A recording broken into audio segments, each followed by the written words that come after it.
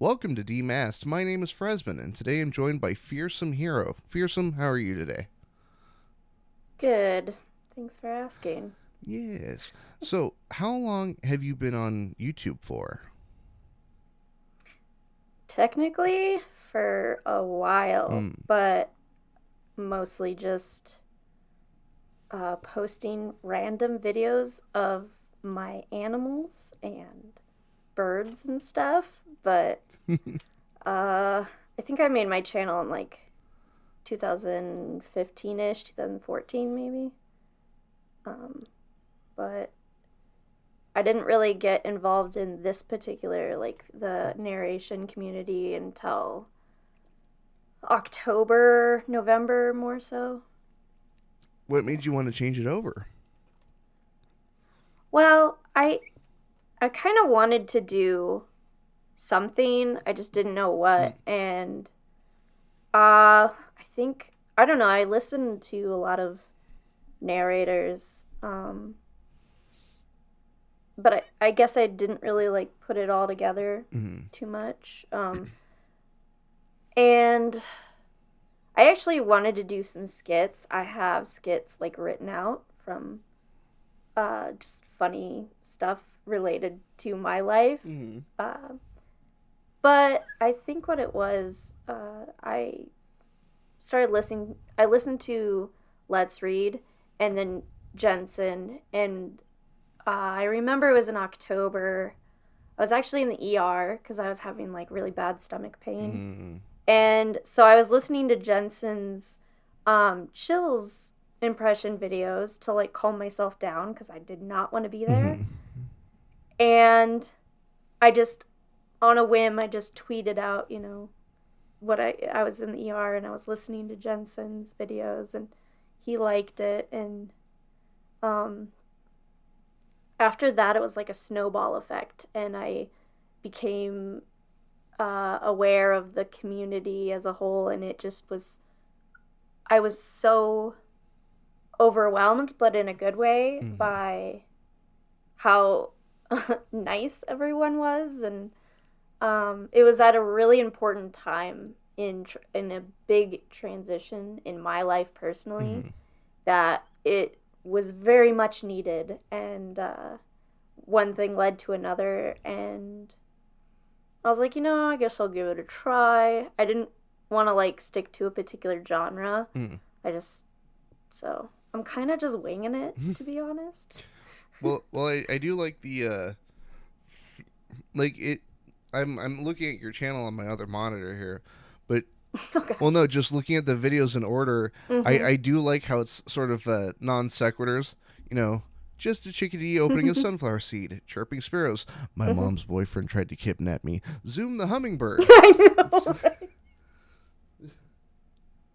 it's a it's a hell of a left turn, but Yep. you know what? Cool. Yeah. Well, oh my goodness, sorry. You're definitely gonna hear that vehicle. Oh, it's all good. I live in a very noisy area, Mm. which didn't really think that. I'm. Anyways, God, now I'm like thrown off by that. It's okay. Yes. They're the family behind our house. Had a party the other night, and it was a straight up Oh, mariachi fun. band out there. Hell But it yeah. was right when I was trying to record something. How can I'd wanna go over there and be like, yes. Well, well, I don't well, I'm know. like, all right, I got everything set up and hit record. And I hear, Yeah. and I'm just like,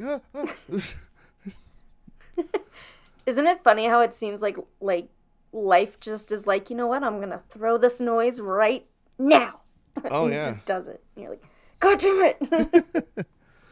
Well, especially lately, I just recently got my cat here at my house, and Mm-hmm. he like anytime I'm focusing on something, he's like, attention, what's that? Attention, pet me. And Love me. I'm like, but I'm doing something else. I just spent the last hour petting you. Yeah. Just, do you have any pets? Not at the moment, Mm. but if you went to my YouTube channel, you would definitely know that at one point in time I had many. I had a cat, a dog, 2 leopard geckos, and a bearded dragon. Two. Oh my goodness. Like the I know. like the dogs and cats are simple enough, but then it's like leopard geckos and oh. Yes, I loved my geckos. I saved the bearded dragon from like kind of a neglected, like a family that neglected it, Oh. and she was like, that was before I like knew enough. Like I do not think anyone who, if you don't know much about reptiles, please don't get one. Yeah. Please research. Yeah, or try Here's the PSA. try Like to learn about it definitely do beforehand. your research. Yeah, I didn't, I didn't really learn about how bad sand was for them until it uh, played a part in my bearded dragon's passing. Ah. Um, Okay. well, yeah, before that, she was housed on rock, Uh. and it was like aquarium, like it was rough red rock, and bearded dragons love to bathe. They love baths. And I gave her her first bath, and they do this adorable thing where they'll like they'll like try to like scratch their back and stuff. Mm. And it's like you have to like put towels everywhere because they almost like fling the water as far as they can. It's adorable, but it's messy. And when I took her out, I realized she wasn't nearly as reddish colored as she looked. It was the like dust from the rock. Ooh, yeah. Yeah, and the water was like, kind of, but they love bathing. You should bathe them like weekly. Mm. It's adorable. I had a video somewhere, I don't know. It was probably like sideways but but back to like the transition of my videos, like Yeah. I waited for a while before I actually narrated something, and everyone I talked to were like, "Oh, just do it, your first one's always going to be pretty crap, like compared to when you get better and learn things." And I was like, "Okay, cool. Well, don't really know what to do then because that seems kind of a waste." So I decided to have predictive text write the story for me, where I basically typed out on my phone. I'd pick a word, and then I would just keep picking the same middle phrase word in the middle. And so, yeah, that was my first video because I was like, well, if it's going to be crap, it might as well be hilarious or something, goofy or weird. I don't know, get that out of the way. I like that idea. I'll have to check that one out. Yeah, and the trick is I narrated it very dramatically. Get the point across. And it was really difficult. I had no idea what I was doing as far as recording. I was like, all right, let's see if this works, and throwing it together. And I think at the end I just like posted all of the laughing. I was like, all right, every time I crack up, I'm just adding it to the end of the whole track, and then I'll just add it to the end. So, yeah. See, at least your videos had editing at the beginning. When I first started my channel, I just kind of threw stuff out there. Well, and I've edited videos even before all this. So, yeah. I actually I know how to edit videos better on my phone than I do on my computer. Because even before then, they're private now. But I did some videos, some like shorts for someone else, and they required I basically would create this entire story from someone's when they were playing video games, and they were saying just the most bizarre things. They were playing like a scary game, and so they would say something like, I think one of them was like trying to put a puzzle together, and it was like a body parts, and they were like, okay, there's her leg. So then I literally just had a video of like this person with this like mannequin leg, and so I did that beforehand. So editing is probably the, like, as far as video wise, is probably my favorite part. Huh. Editing audio, not so much. Oh yeah, I understand that one. Yeah. I fell asleep the other night trying to edit audio, and waking up to the sound of your own voice is real weird. Never done that before. Oh, yeah, I'm familiar with that one. Because I'll start to just kind of like let the audio play, and then you get like really relaxed and just kind of drift. Yeah, that was exactly it. Yeah. I was like, I'll just rest my head down on my desk and listen to this like 30-minute clip here. And halfway through the story, there's like a part where I have to like make a loud sound like I'm startled. And I woke up to that, and I was like, what the hell is going on? Like, when did I fall asleep? What is going on? Oh my gosh. It's like one thing to wake up to a loud sound, but it's another to wake up to yourself making a loud sound, but not from yourself, from like another source. Yeah. I just thought that was so weird. Was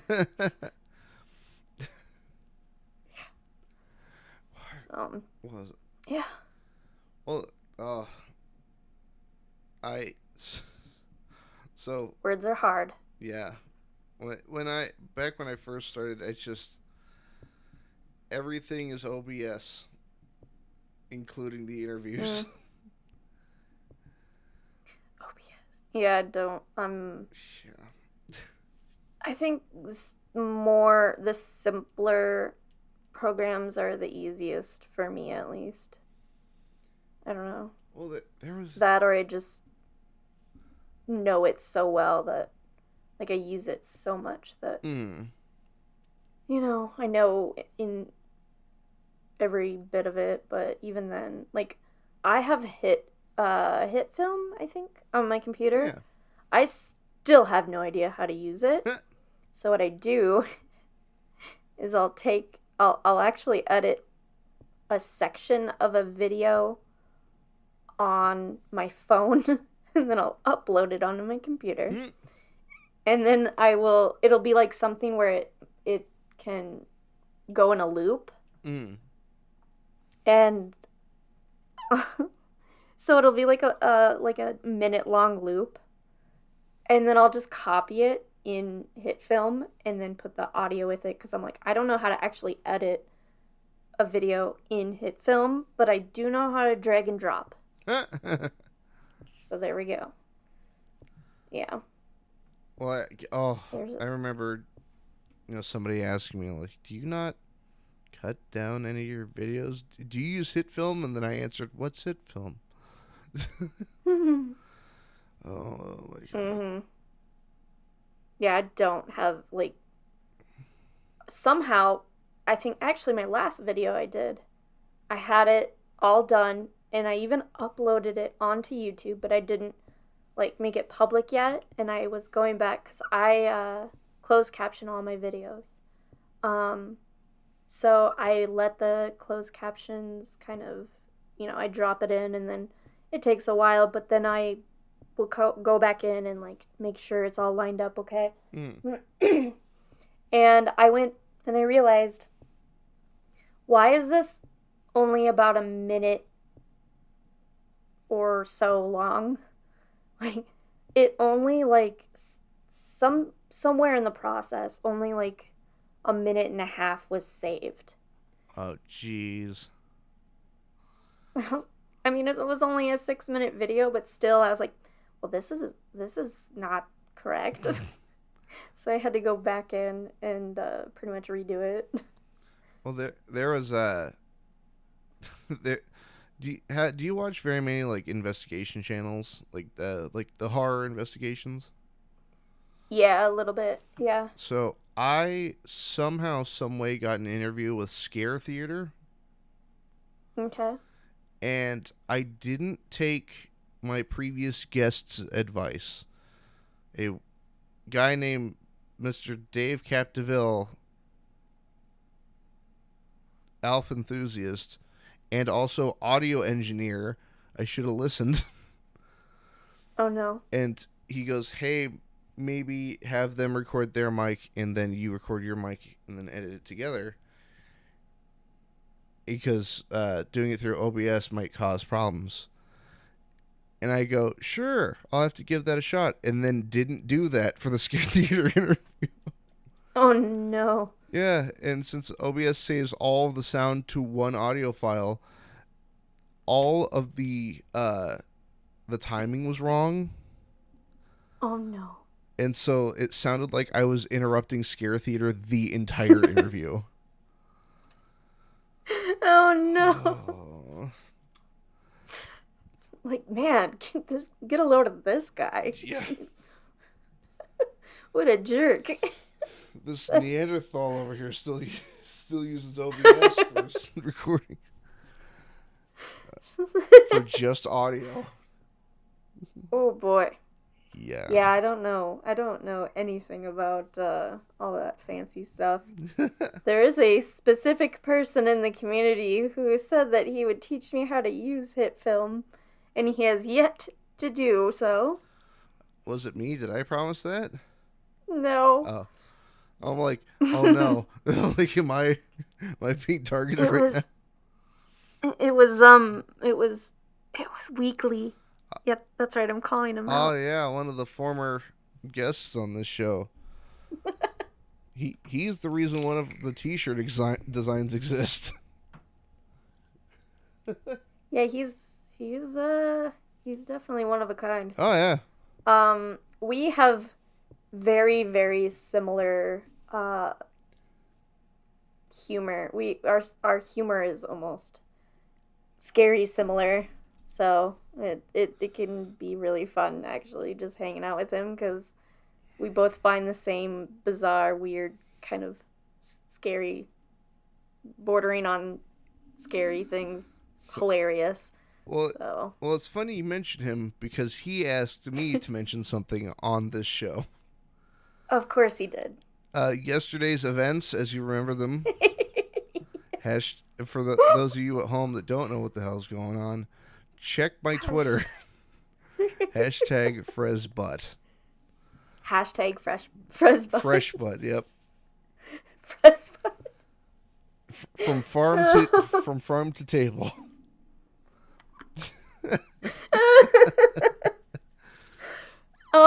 Actually, he was. Well, here's the thing. When he called you last night. He was in VC with me and some other people, and we just lost our minds. I wish you would have heard us.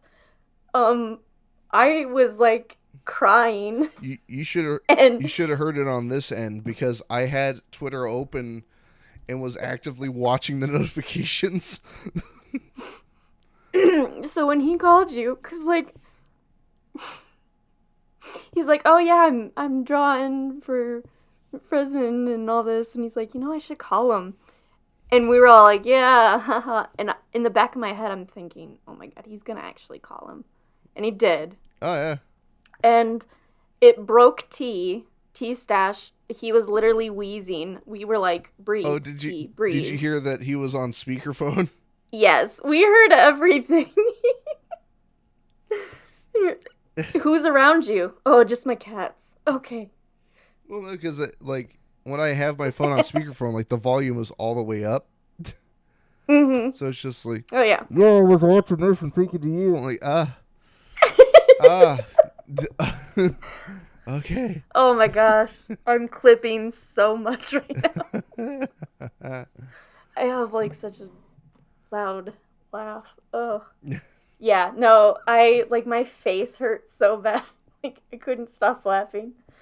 Even some, desk pounding, because I just, oh my gosh.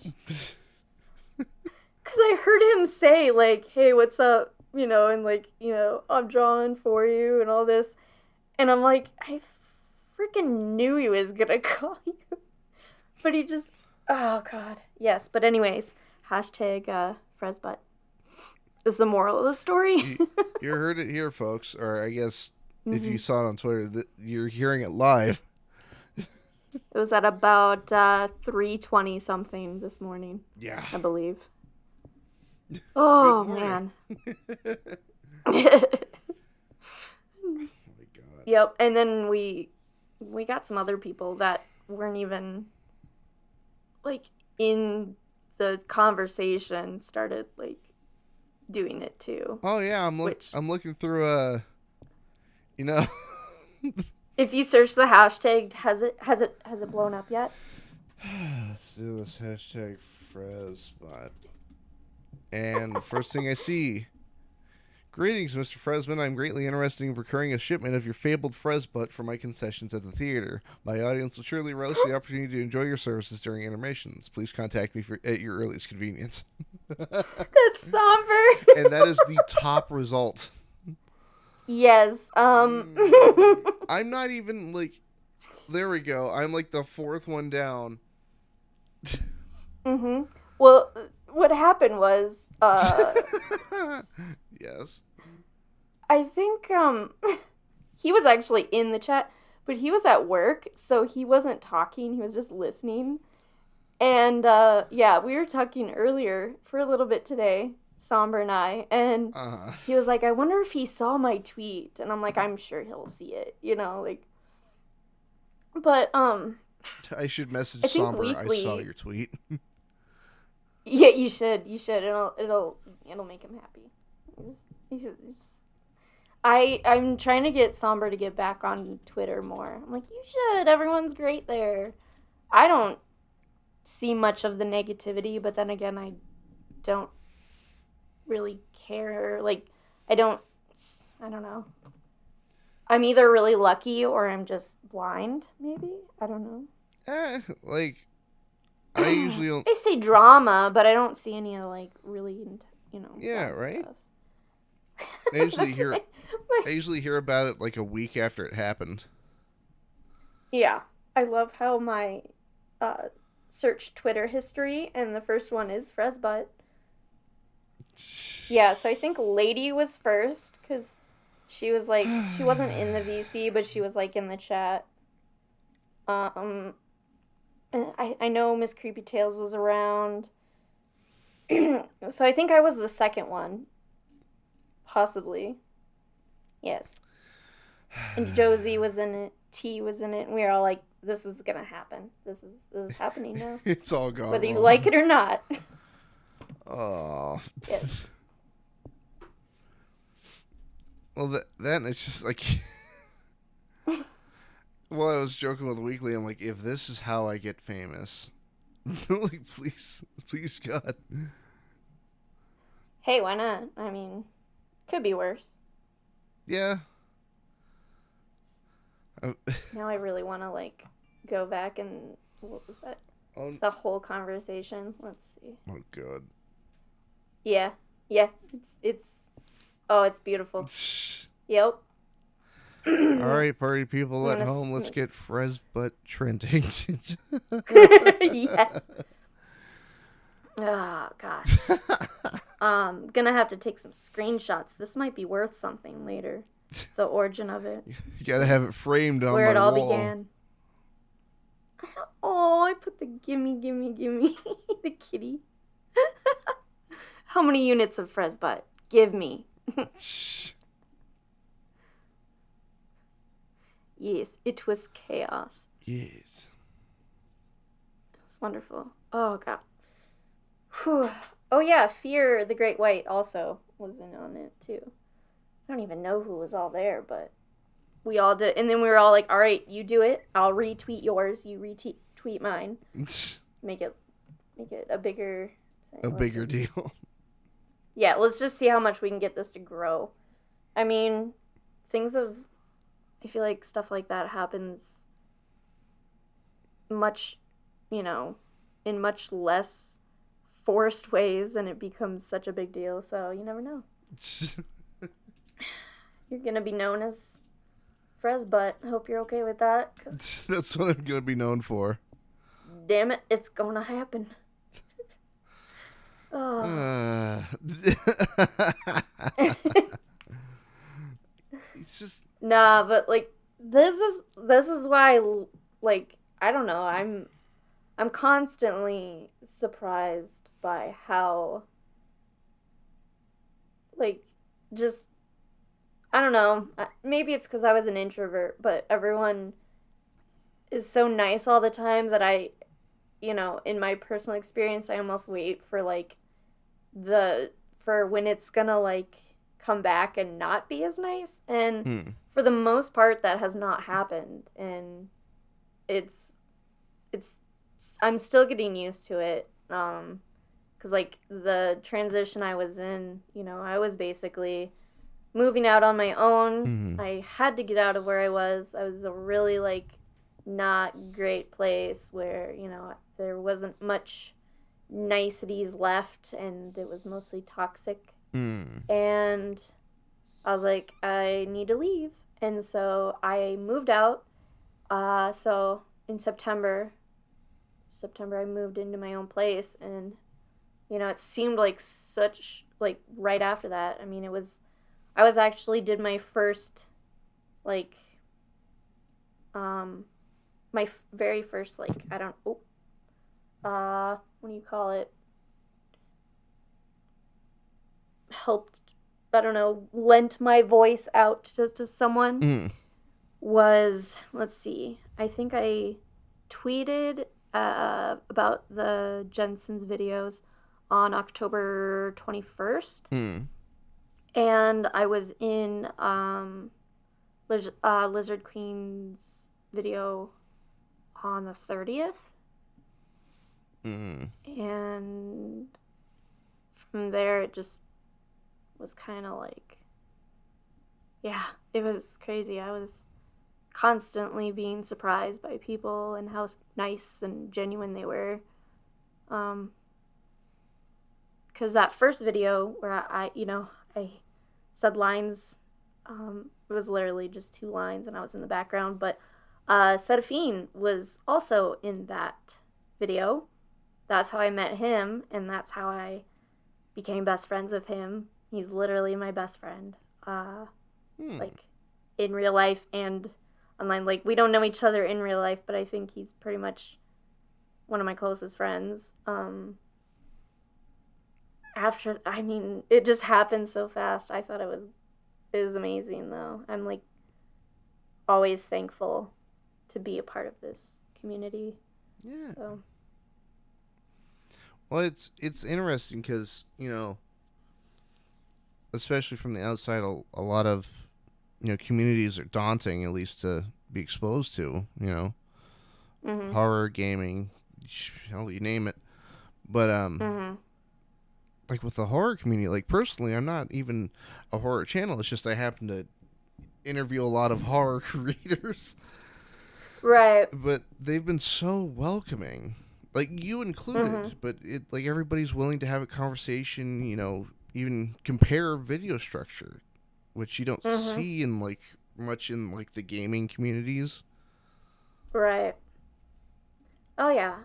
Um I know even in some of the um art, communities, Mm.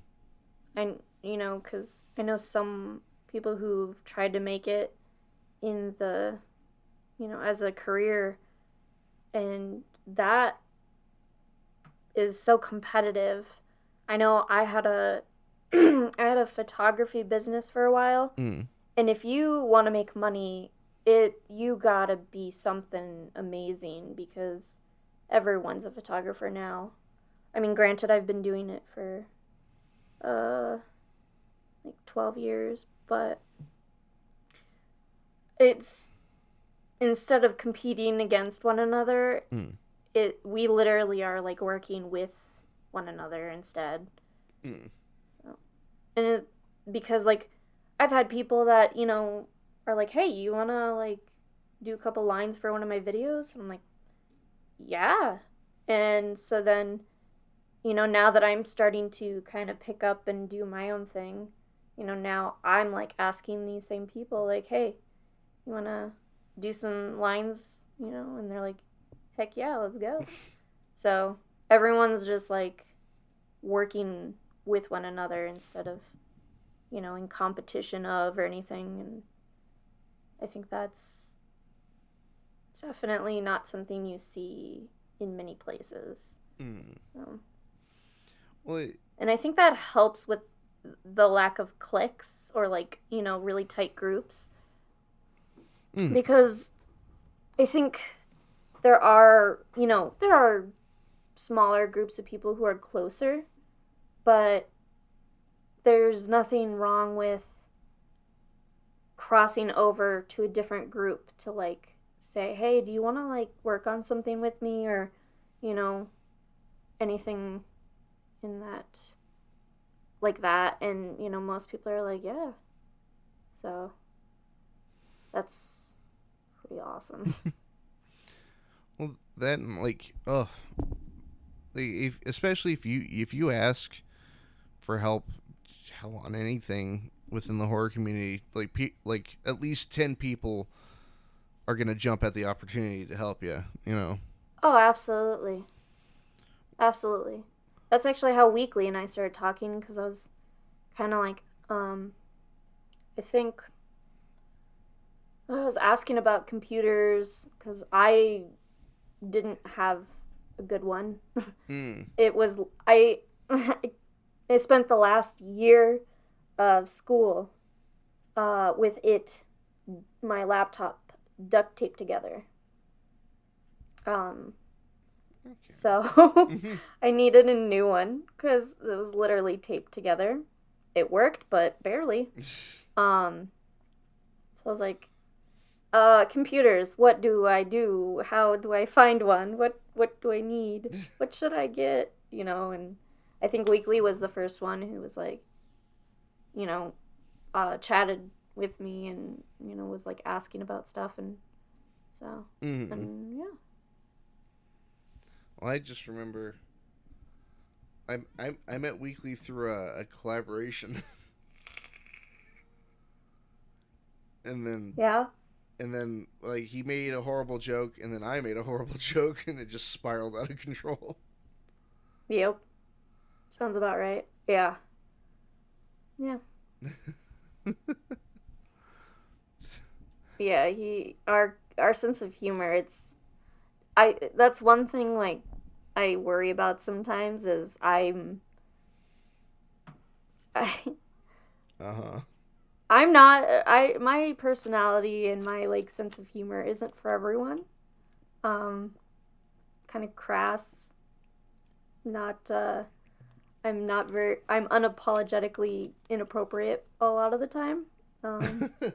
So, like that is definitely one thing that I had to take into account, but now I almost embrace it, because whenever I'm retweeting to like, get people to like come watch a premiere or something, I embrace my like demanding and somewhat insulting type personality I tend to have. So I'll be like, yeah, I'll just be like, get your ass over here now.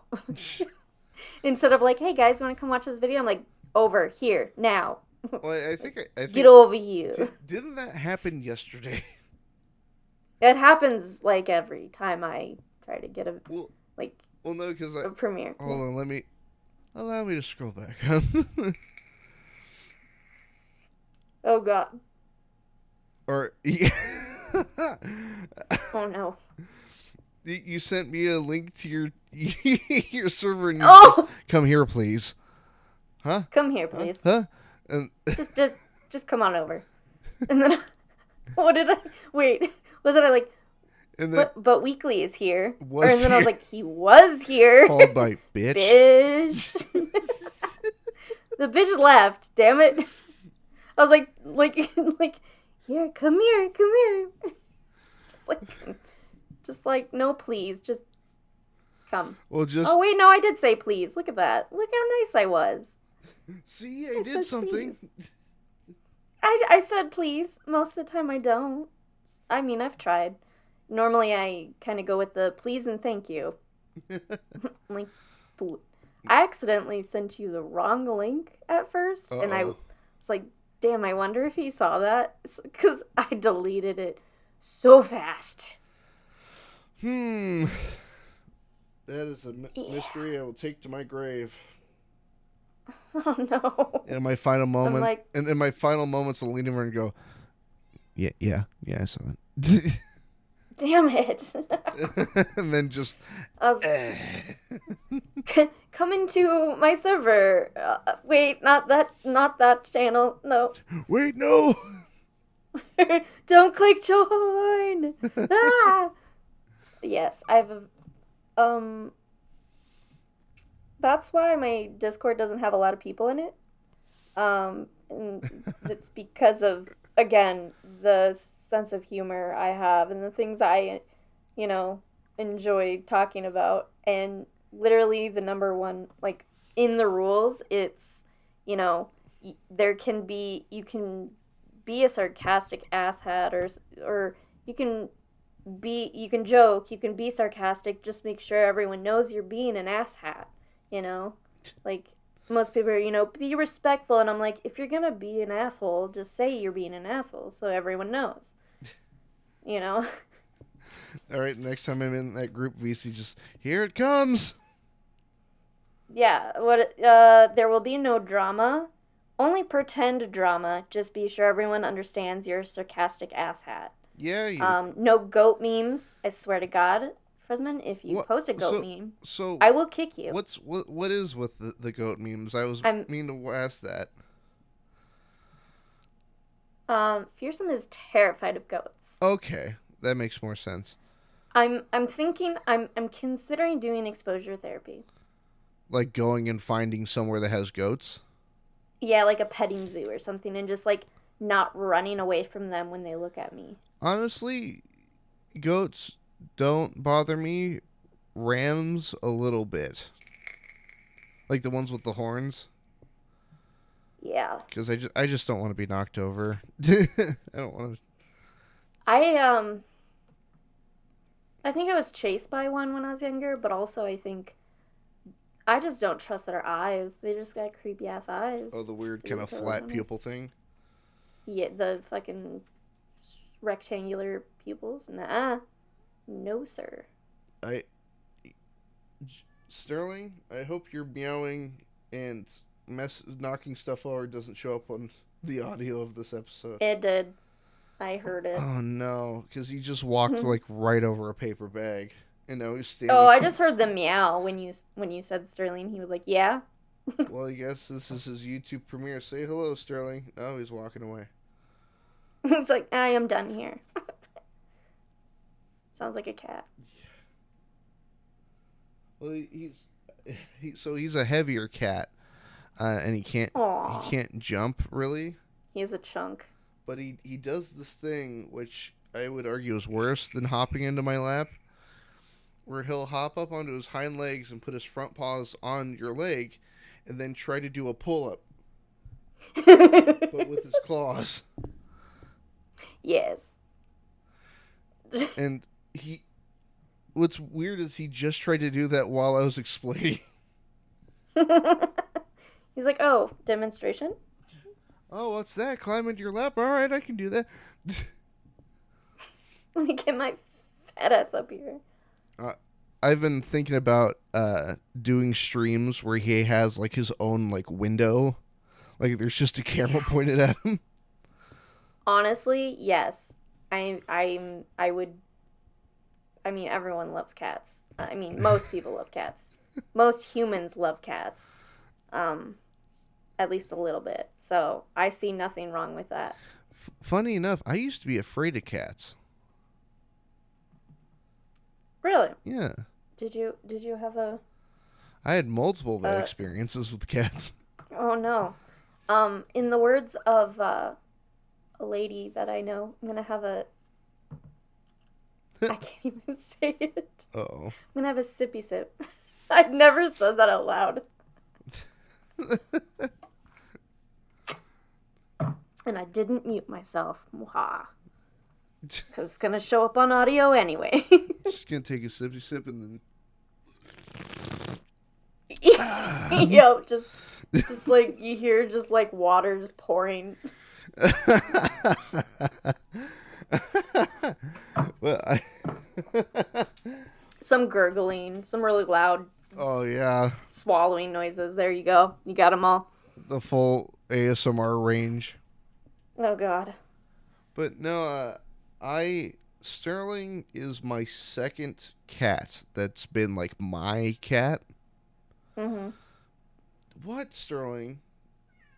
You have food. Love me. He's looking at his food bowl that still has food in it and meowing. Here's the trick. Is there food in the middle or is it all on the edges? Oh no, I shake it down so it does that. Mm-hmm. Yeah. But he still will. He's like, it's not full. It's not as much as I wanted. I want all the food right now. Yes. Sir. Which, in turn, I say, same. He's just staring. Just knows that. Yeah. But Well, I saw a photo of him on Twitter, and I was like, dear God, that's a fat cat, and I want to squeeze him so bad. Yeah. Just squeeze. What I like about him is that he's not a hard to maintain cat. Mm. Eat, Yeah. sleep, occasionally pet him. He's fine. Yeah. Yeah, that is one nice thing about cats is most of the time they're fairly independent. So. Well, my mom used to have cats years and years ago, and they were not mean cats, but they liked to fight a lot. Or they would like play way too hard, and then I'd get scratched. Ah, I see. But then I bought my ex a cat when I was still with her, not lately. But I got her a cat that was one of the laziest cats I've ever met, and his name was Booker. And I was terrified for a while because I'm like, oh, he's just gonna scratch me. But then he doesn't do anything. You pick him up, you can roll him around. He's like, whatever, man. This is okay. Yeah. And then Sterling here is an anomaly because he's the only cat that I've met that doesn't like butt scratches. Wow. He hates them. Like halfway down the back, and then you best stop. Yeah, or even like near his tail, he'll spin around and like try to bite you. That's interesting. And I've checked him, like he's had a problem before with that area, like if I remember it was fleas, but he's long since been treated, so he's fine. He's just an asshole at this point. He's just like, you know what? We're gonna make this a solid no zone. Yeah. No butt scratches, which is crazy. That's so bizarre. And I think he's learned that I'm terrified to pick him up when he's laying on his stomach. Because that's how he can scratch me the fastest. It's because all of his paws are in the air. Oh, yeah. But he'll climb into my desk chair, and then the minute I go to like pick him up, he'll roll over and stare at me. Damn. That sounds like a cat. They can be real evil sometimes.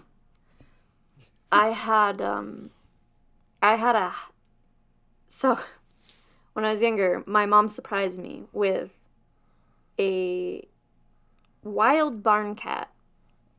And the only reason that he was the one they got, because there were hundreds, and they were all like Siamese Himalayan mix, so they're gorgeous cats, but they're wild.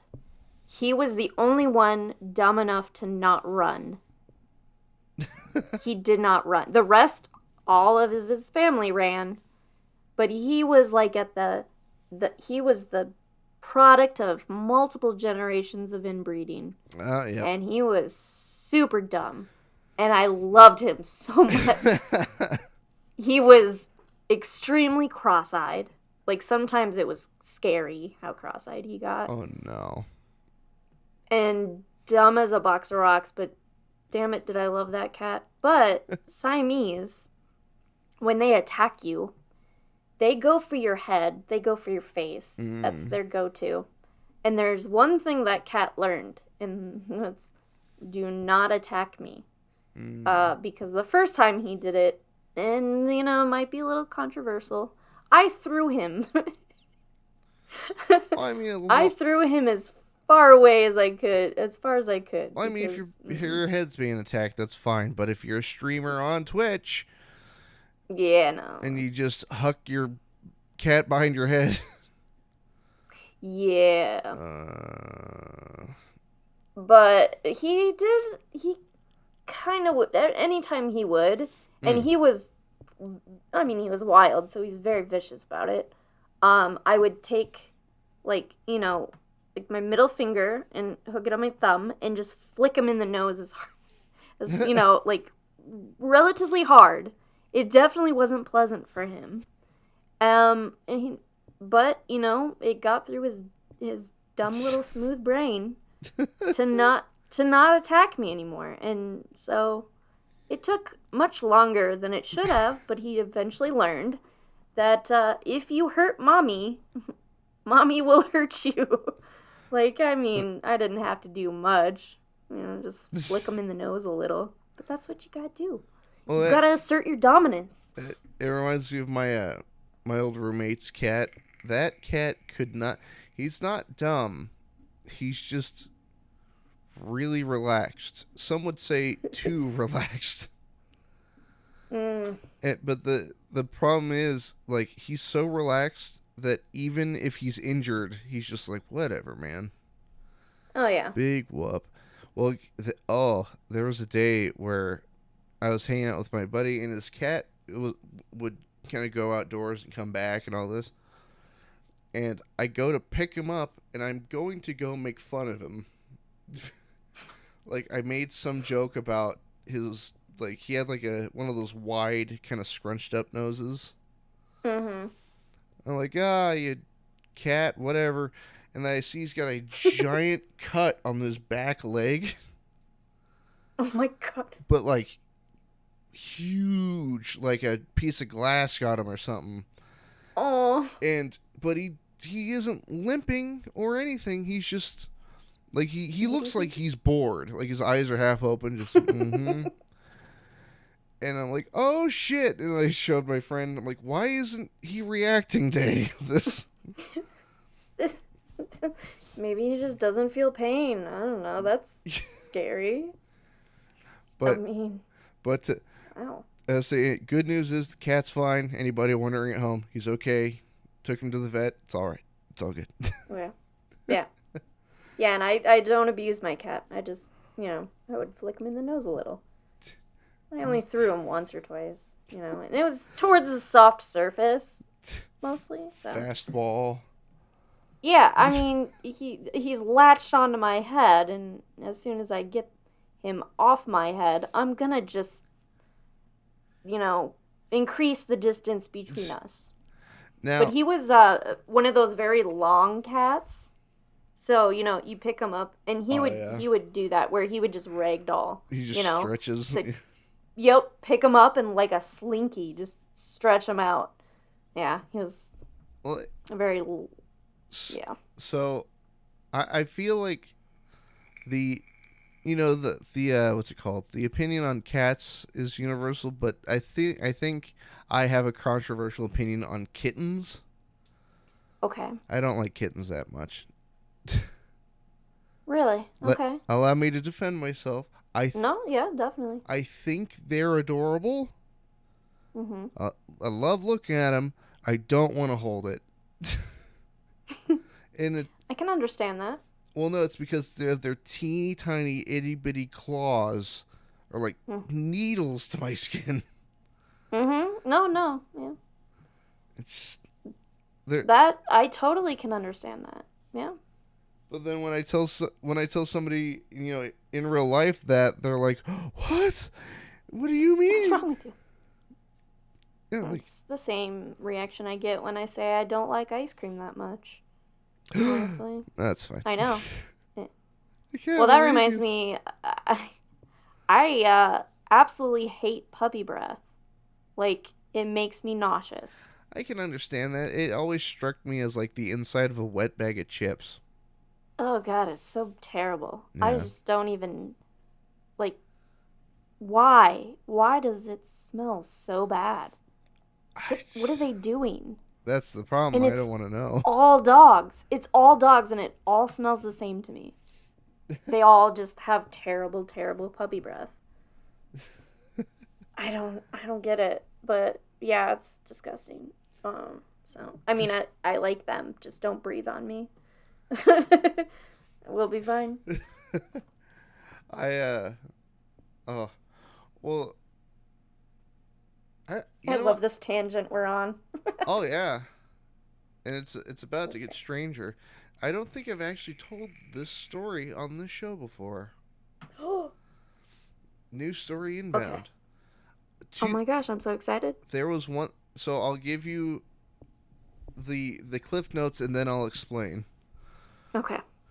Once two kittens made me cry. Not Oh happy, jeez. not happiness tears. I mean like sad. Oh no. Yeah, and it's. I was gonna say it's not the kitten's fault, but I'm like, but it's totally the kitten's fault. Mhm. So, years ago, I had a really bad flu, like to the point Mhm. where I couldn't like get out of bed, Mm. and our bed at the time was like kind of the mattress on the floor setup, Mhm. and I'm laying there and I am like half conscious, and I'm watching some Mysteries of the Unexplained with William Shatner, Ah yes. So and you were having fever dream inducing. Mhm. oh yeah, but I'm like, oh man, that is crazy. There was a UFO over New York. That was nuts. But I'm laying there, and my ex leans in, and she's holding two little itty bitty kittens, and she goes, "Hey, can we leave these in here with you?" And I'm just kind of like, and she's like, "Cool," and sets them on the bed. Oh no. And I'm laying there, and I'm like too weak to like sit up, and I'm like freezing. I'm wrapped in a blanket, but my feet are poking out, and the kittens Oh start no. attacking my feet. Oh no. Oh And so they're like pawing and clawing my feet, and I'm too weak to like lift my leg to like kick them away. So I'm like, and, and I lean over and I grab the door handle and barely get the door open, and I'm like, honey, like help me. And she comes in and she's like, what's wrong? And I'm sobbing and I'm just like, they won't leave me alone.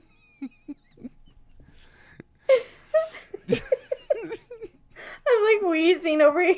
Yeah, I'm in tears of desperation and anguish because two little kittens wouldn't leave my feet alone. Like, That sounds like some cruel and unusual punishment. you will have to face the kittens. No, no. But you can't move very well. You're like trapped in your own like coma, and you have these kittens just like It's destroying your feet. Well, it's funny because like my ex is like, they're just kittens. Like you can't get them away from me. These little demons. Like, can you put them somewhere else in the room at least? Oh. Aww. And she's like, no, it's fine. We'll take them in the other room with us. I'm like, why? Why did you leave them here in the first place? Why did this have to happen? Why me? Oh, real quick, I just got reminded of, okay, so there was a cat named Smokey, and Okay. he's a big, fat, round cat, much like my current Mhm. cat. Problem is, Mhm. that cat does not like to be touched at all. Mhm. Like, you even look at him, and he's just like, leave me alone. Mhm. And he's heavy enough that when he has to lick himself, it's like a violent act of spinning around. Mhm. and I purchased what can only be described as a Thomas the Tank Engine piggy bank, which has the body of a human but the face of Thomas the Tank Engine. That sounds terrifying, but okay, go on. That's why I bought it. Okay. Because I was walking through a Walmart. I'm like, oh, that's horrible. This is... I must have it. And it's $5. All right, sick. But I actually used that. I would, put spare change in there. And one day, that Smokey's in our room, and I'm on the computer, and I just hear crash, followed by the ching of all the... Oh, no. And I turn around... Yeah.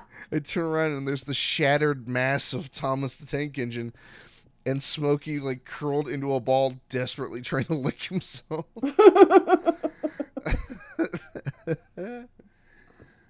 Oh, no.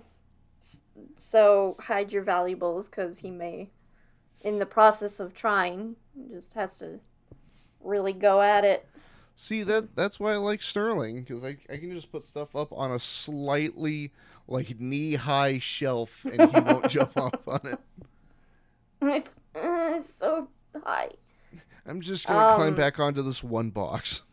My cat, by the way, my cat's name was Mojo. Mojo.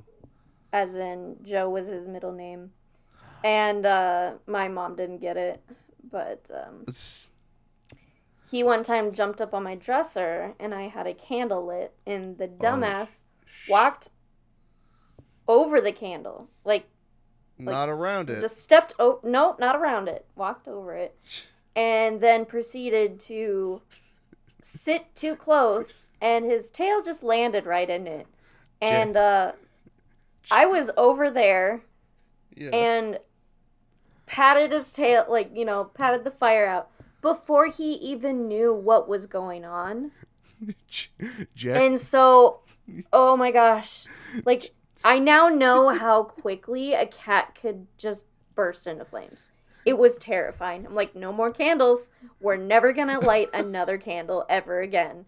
No matter where it is. Because this cat, he loved to just find his way to the top of everything. So I was like, doesn't matter where we put it. He's going to find it. I just had the thought of Jack be nimble, Jack be quick, Jack walk directly through the candlestick.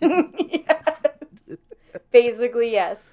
And this whole time he's looking at me, and I actually happened to turn, because I heard him jump on my dresser, so I happened to turn right as this is happening, thank God, or else who knows how far because it was, at the end of his tail, so who knows how far up this fire would have gone, but he, did not understand what, he only reacted afterwards.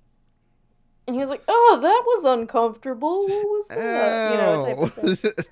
I didn't like that. Oh my God. Why am I smoking? What's that smell? It stinks. It smells like burnt Literally. hair. Yeah. And there's me, having a freaking panic attack because I just saw my cat light himself on fire. Almost watched your cat burst into flames. I'm like, what is in your hair that's so flammable? Jesus. He sleeps upon a pile of wet rags covered in kerosene. Honestly, it would have been, I swear, 30 seconds. His whole body would have just, holy shit. It was bad. And he's just looking at me with his big, dumb, adorable face. What happened? As I watched the very tip of his tail just touch the flame, and I'm like, nope. Oh. He's like, hey, what's up, mommy? And just bloop. And all chaos ensued. But, actually, let's see. I want to say, late 2018-ish till 2019, 2020 a little bit. Not so much 2020. I actually fostered cats for my animal shelter nearby. And what I did was I actually photographed them and ran some of their online stuff. But Huh. what I did was I would take the cat that was in like the one that never got adopted, the shyest or the one that had the most anxiety, Yeah. and I would basically, socialize with it and photograph and advertise the living crap out of this animal until it got adopted. And the last time I did it were two feral kittens named Dorothy and Blanche. They were adorable, but they were also, oh my God, I didn't sleep for 2 nights in a row because they would just cry all night. But they went from like, I look in their direction and they run to like, I play with them and hold them. And I was like, I don't care how long it takes. These two are staying together. And they did get adopted together, so. Oh. But I think the first one I named Alabar because he didn't have a name when I got him. And then Remy, which was a fucking brick house of a cat, but was the scaredest thing ever. I swear this cat was all muscle. A big old fluffy cat, but it was muscle. Too scared of everything. And then Tilly was just too scared of everything. And that cat I almost ended up keeping. I think I had Tilly for like 4 months, which was normally I had him a couple weeks to maybe a month, and then these two kittens, and I just spammed the interwebs with these cats until they got adopted. And so yeah, I had a lot of animals. I don't know, but I'd rather have a snake than any kind of furry, like, small animal. Like guinea pigs? Nah. Nah. I was at my cousin's once. Didn't know she had a guinea pig. Found out the hard way when it made that demon squeal noise. And I noped right on out. I was like, nah, I'm not coming to visit you until you get rid of it. Like, sorry. Nope. But if you have a snake, that's cool. Can I hold it? What's its name? I love Nope Rope. Let's go. See, I'm fine with snakes, but it's this weird, like, how do I word it? You know how a lot of people assume, like, the bigger the animal is, the scarier it is? Like I suppose most people do, yeah. Like a dog compared to a bear, that sort of thing? Yeah, in that general regard, yeah. For me, it's the reverse for snakes, for some reason. Yeah. I'm less afraid of a giant snake than I am of an itty-bitty one. Yeah. Oh, absolutely. And that's very warranted. They move slower when. Well, it's not that. It's just, I don't know. I feel like even if it's a garter snake, I feel like I'm going to find the one that's severely poisonous. When I moved, I actually grew up. I was one of those wild child kids that never wanted to brush their hair and never wore shoes in the countryside in the middle of nowhere, Kansas. That's how I grew up. And I don't know how, but I, for some reason, feared nothing, despite the fact I had many things I should have feared. I kept a wooden crate specifically made to hold small creatures, and I would just collect big-ass spiders and throw them in there, And that's how I learned what happens after they breed, and they... Oh. They do the thing, and then the mommy spider fucking bites the head off of the daddy spider, and there's your food, kids. Or if you're like the husband of a black widow, you do a sick flip. Have you heard about that? They do... What do they do? Like, the male will, like, while mating, do, like, a weird, like, flip over the body, and then essentially let his partner eat him while he's fertilizing her. I mean, everyone's got their thing, I guess. He's like, I don't need my entire back half. Here you Eh? go. Also, you're pregnant, so. Bam, you're welcome. Here you go. Oh, did you ever watch that Animal Planet? I think it was like top 10 most dangerous or something like that. Oh, yeah. A little bit, yeah. Where they had like the 3 models and they show how different things work.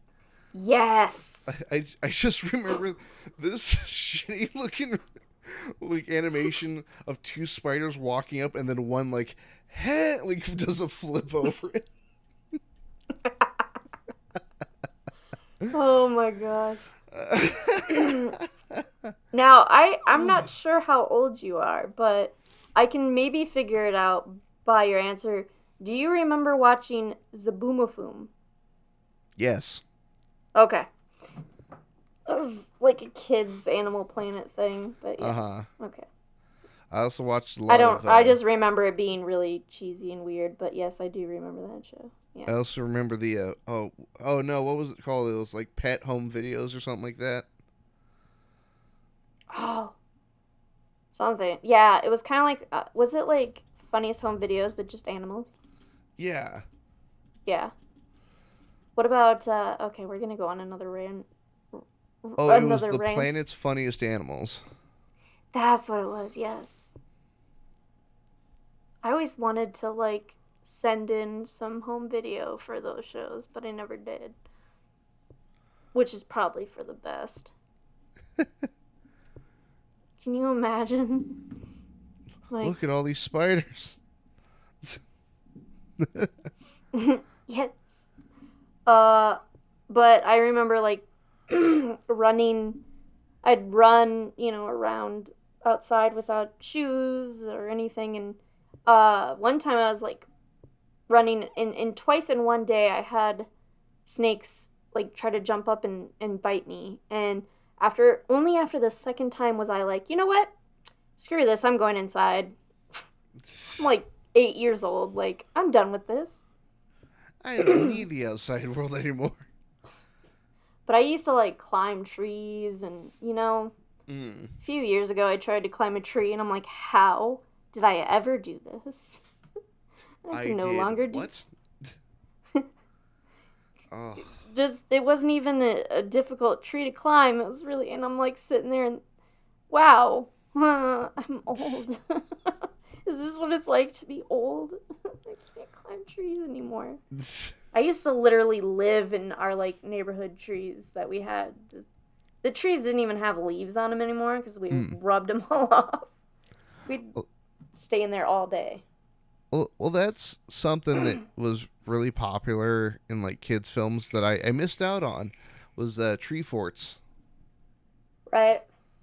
I never got a proper one, but mostly because I could just, like, I don't know, I just hung on. Or you'd find a good nook, like, where the branches met just right. So you can, like, kind of sit or wedge yourself in there. Just hang out.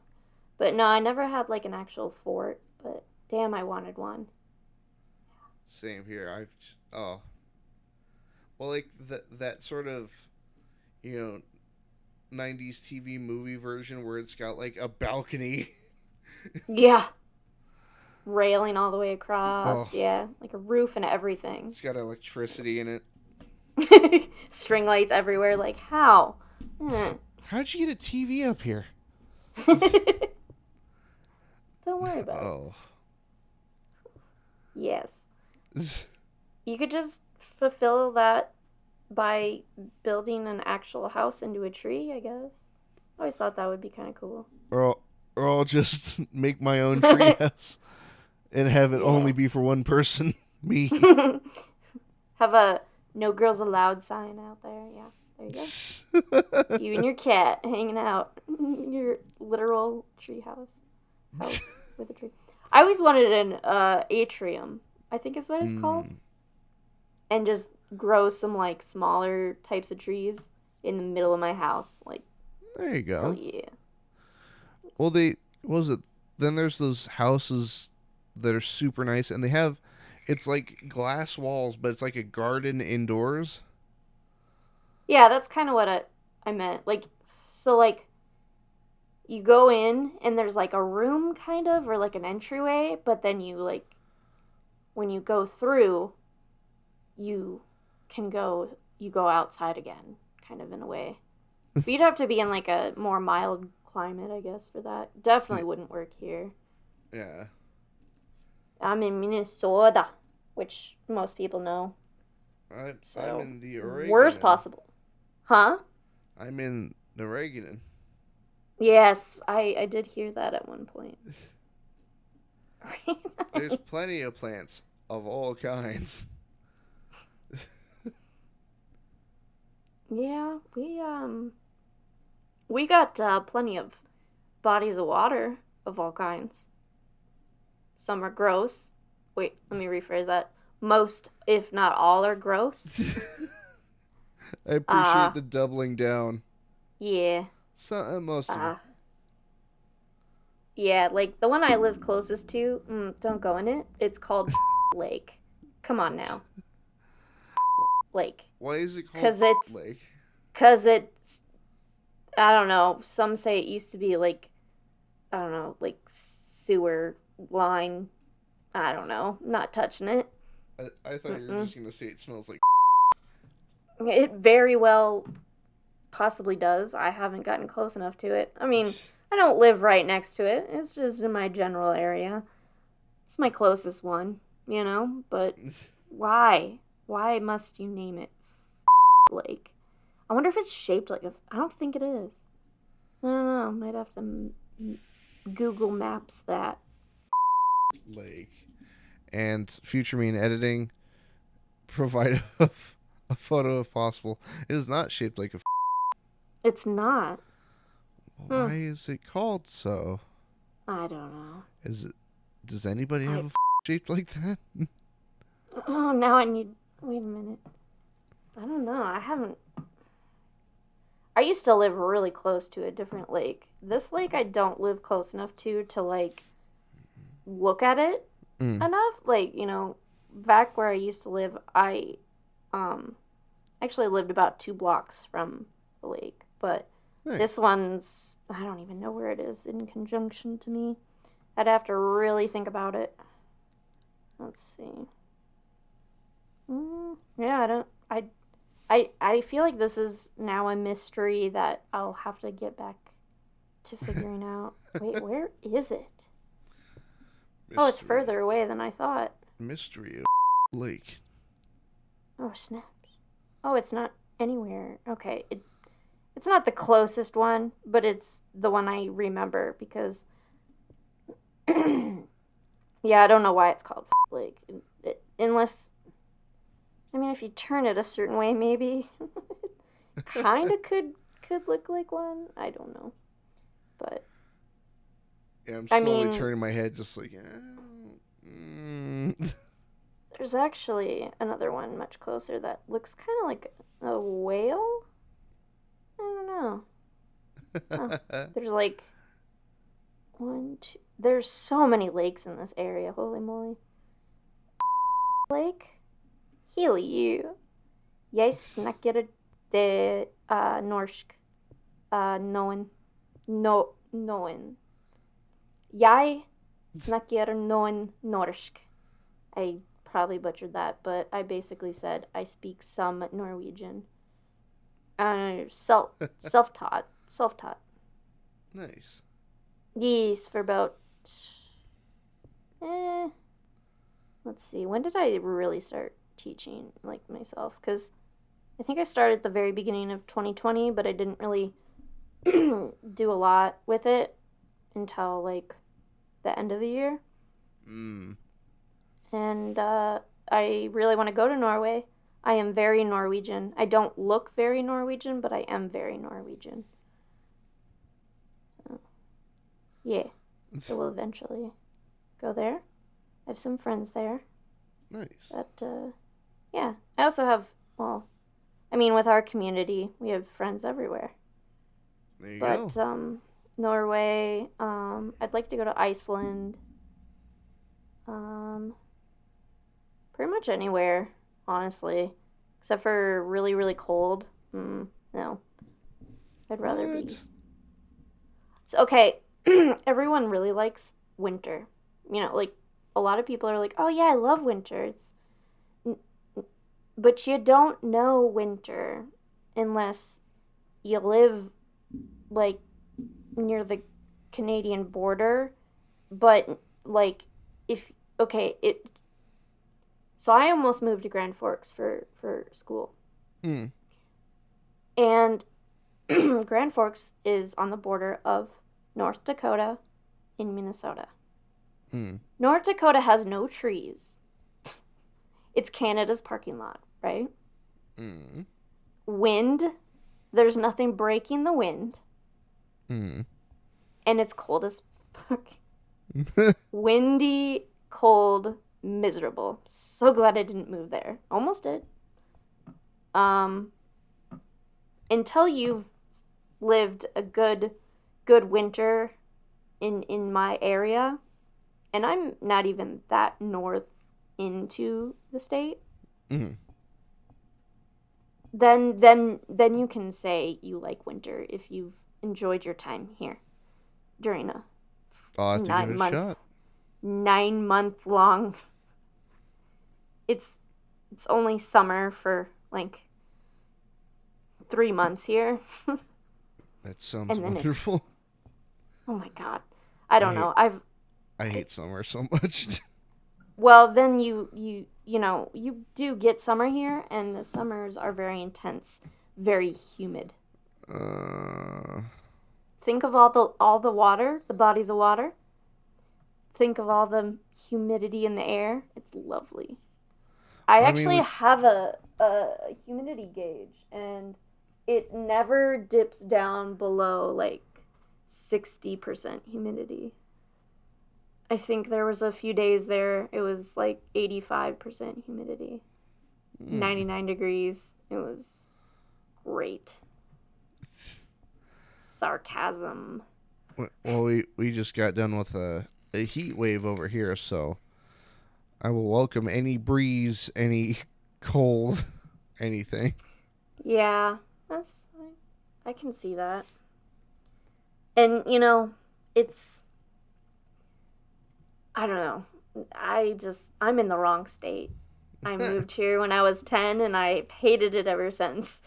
I don't do the cold. Everyone's like, oh, I love the cold. And I'm like, really? Really, you do? Okay, great. But I don't know. Maybe it's my poor circulation. Who knows? I just hate it.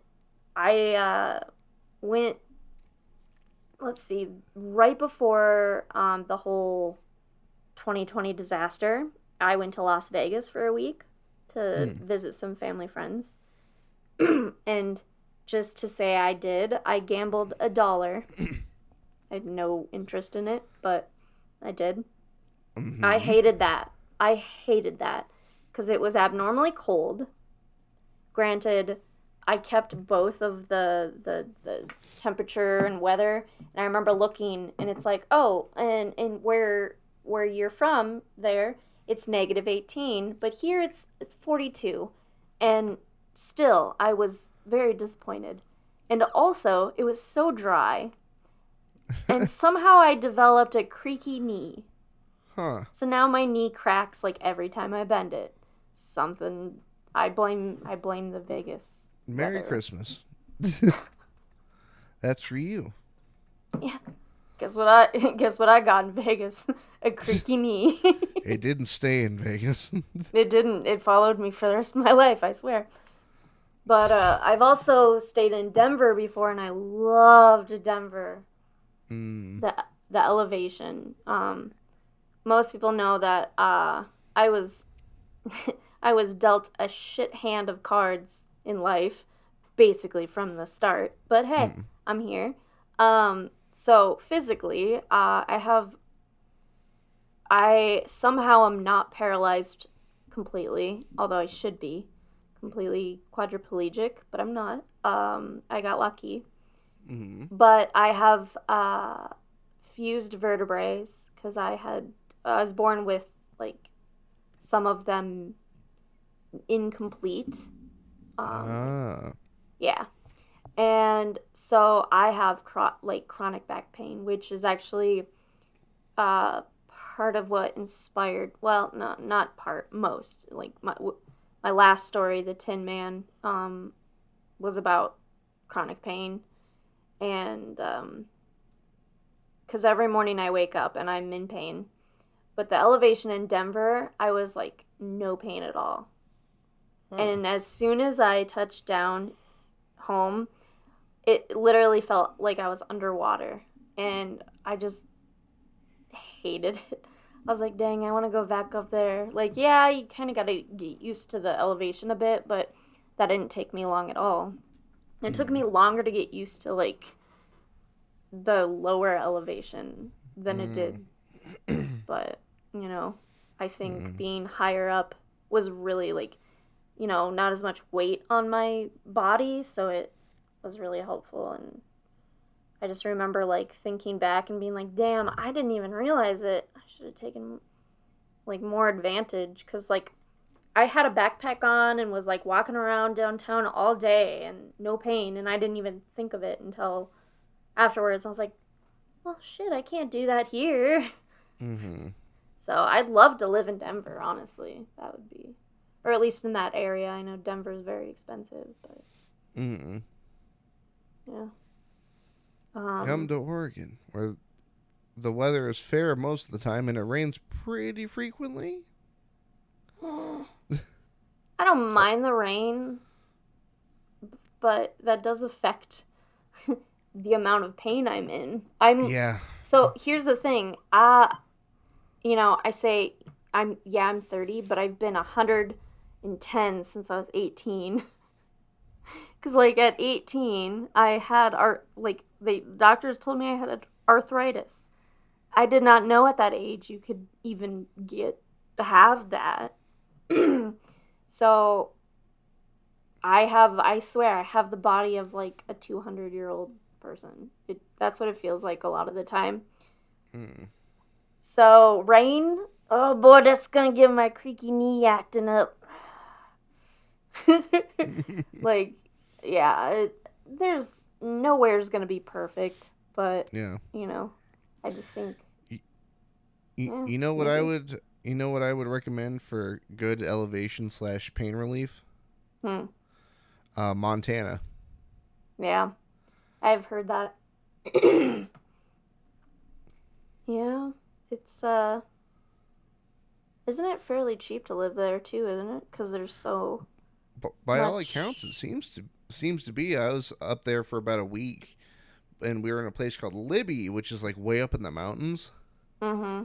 My goodness, like anybody can get a house up there. Yeah, well, I mean, there's like a lot of unclaimed land even from what I've heard. I could be wrong, but A lot of Bigfoot photos too. oh, yeah. Yeah, I mean, if I were Bigfoot, that'd probably be a good prime Well, area to be. it's not even like what's it called? It's not like I saw Bigfoot. There like you can be driving around and there are like plywood cutouts of Bigfoot standing on the side of the road. Oh yeah, we have those here. Oh You can really? get them. Yeah, you can get them as like you can like get them for like decorating your yard, like those fake deer. Yeah. we Cute, saw cute, cute. we saw a couple that honestly creeped me the hell out. Because like some of them are like always snarling and like looking all mean, but And then there there's was some. one. Well, there was one Oh somebody no. put out in like a field of wheat where he's just standing upright with a completely calm face. Oh And so, god. and so you just see this giant hairy monster just standing there staring at you from the side of the road. Lovely. Yeah. I mean, it certainly wakes you up in the morning. That's what it did to me. Man, that's an awfully tall, big man. Oh god, no. Well, we're going along. I'm like, oh, it's really nice. What the hell is that? Because like I Oof. didn't have my glasses on, and it's just out of like my field of view, so I just see the shape of a person. Yeah. Well, maybe no scarecrows here. We just need Bigfoot statues. Oh my gosh. Hey man, we've got a giant statue of Anubis out here in Oregon. Oh yeah. Can't figure out why though. Apparently Yeah, there's I a don't know. apparently there's a temple out there called the Temple of Oculus Anubis, and nobody, like, I've looked and nobody knows what goes on in there. Oh boy, that sounds interesting. Oh We should yeah. investigate. Or don't. If you, I mean, that sounds bad. I mean, if I walk in there with my mask on, I might end up being worshipped as some kind of deity, which is, all right. Hmm. We have, yeah, I mean, that seems kind of cult-like, maybe, but Yeah, we right. just, that's a bit creepy, I'm not gonna lie. Like, you mean like the Egyptian Yeah, Anubis? Okay, okay. Lord of the Underworld. Yeah. Yeah, right. How big is this statue? I'm very curious now. I need Let, to figure this out. let I'm me gonna look. Google this. Temple of Oculus. Oculus Anubis. There it is. Deep in the woods near Damascus, Oregon, since the temple of Oculus Anubis. This sinister place is shrouded in mystery and has been rumored to be a cult gathering site. The There you go. bizarre architecture has not gone unnoticed, and many people have deemed Oculus Anubis one of the creepiest places in Oregon. Cool. From what I Oh can tell, wow.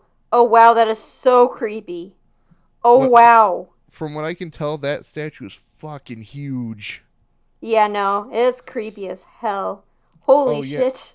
I'm looking at a photo of somebody standing next to it that is easily like 20 foot or more. I'm seeing it too. I think we're is that's why Is it a is she white? so happy?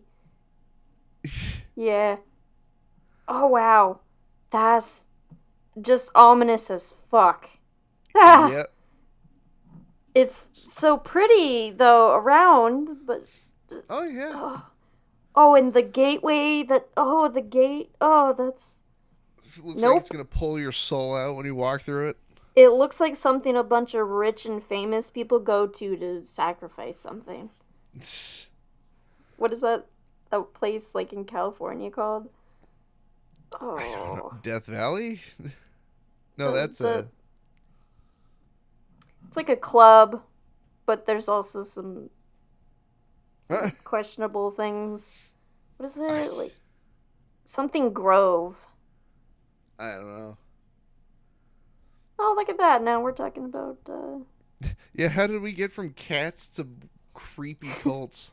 So, after I worked with no, I wonder if actually I can no, to get a get back tour to it, there. like, um, after working, or lending, like, my voice to, um, Lizard Queen, like, I don't know, I just, like, still, even to this day, I struggle with, like,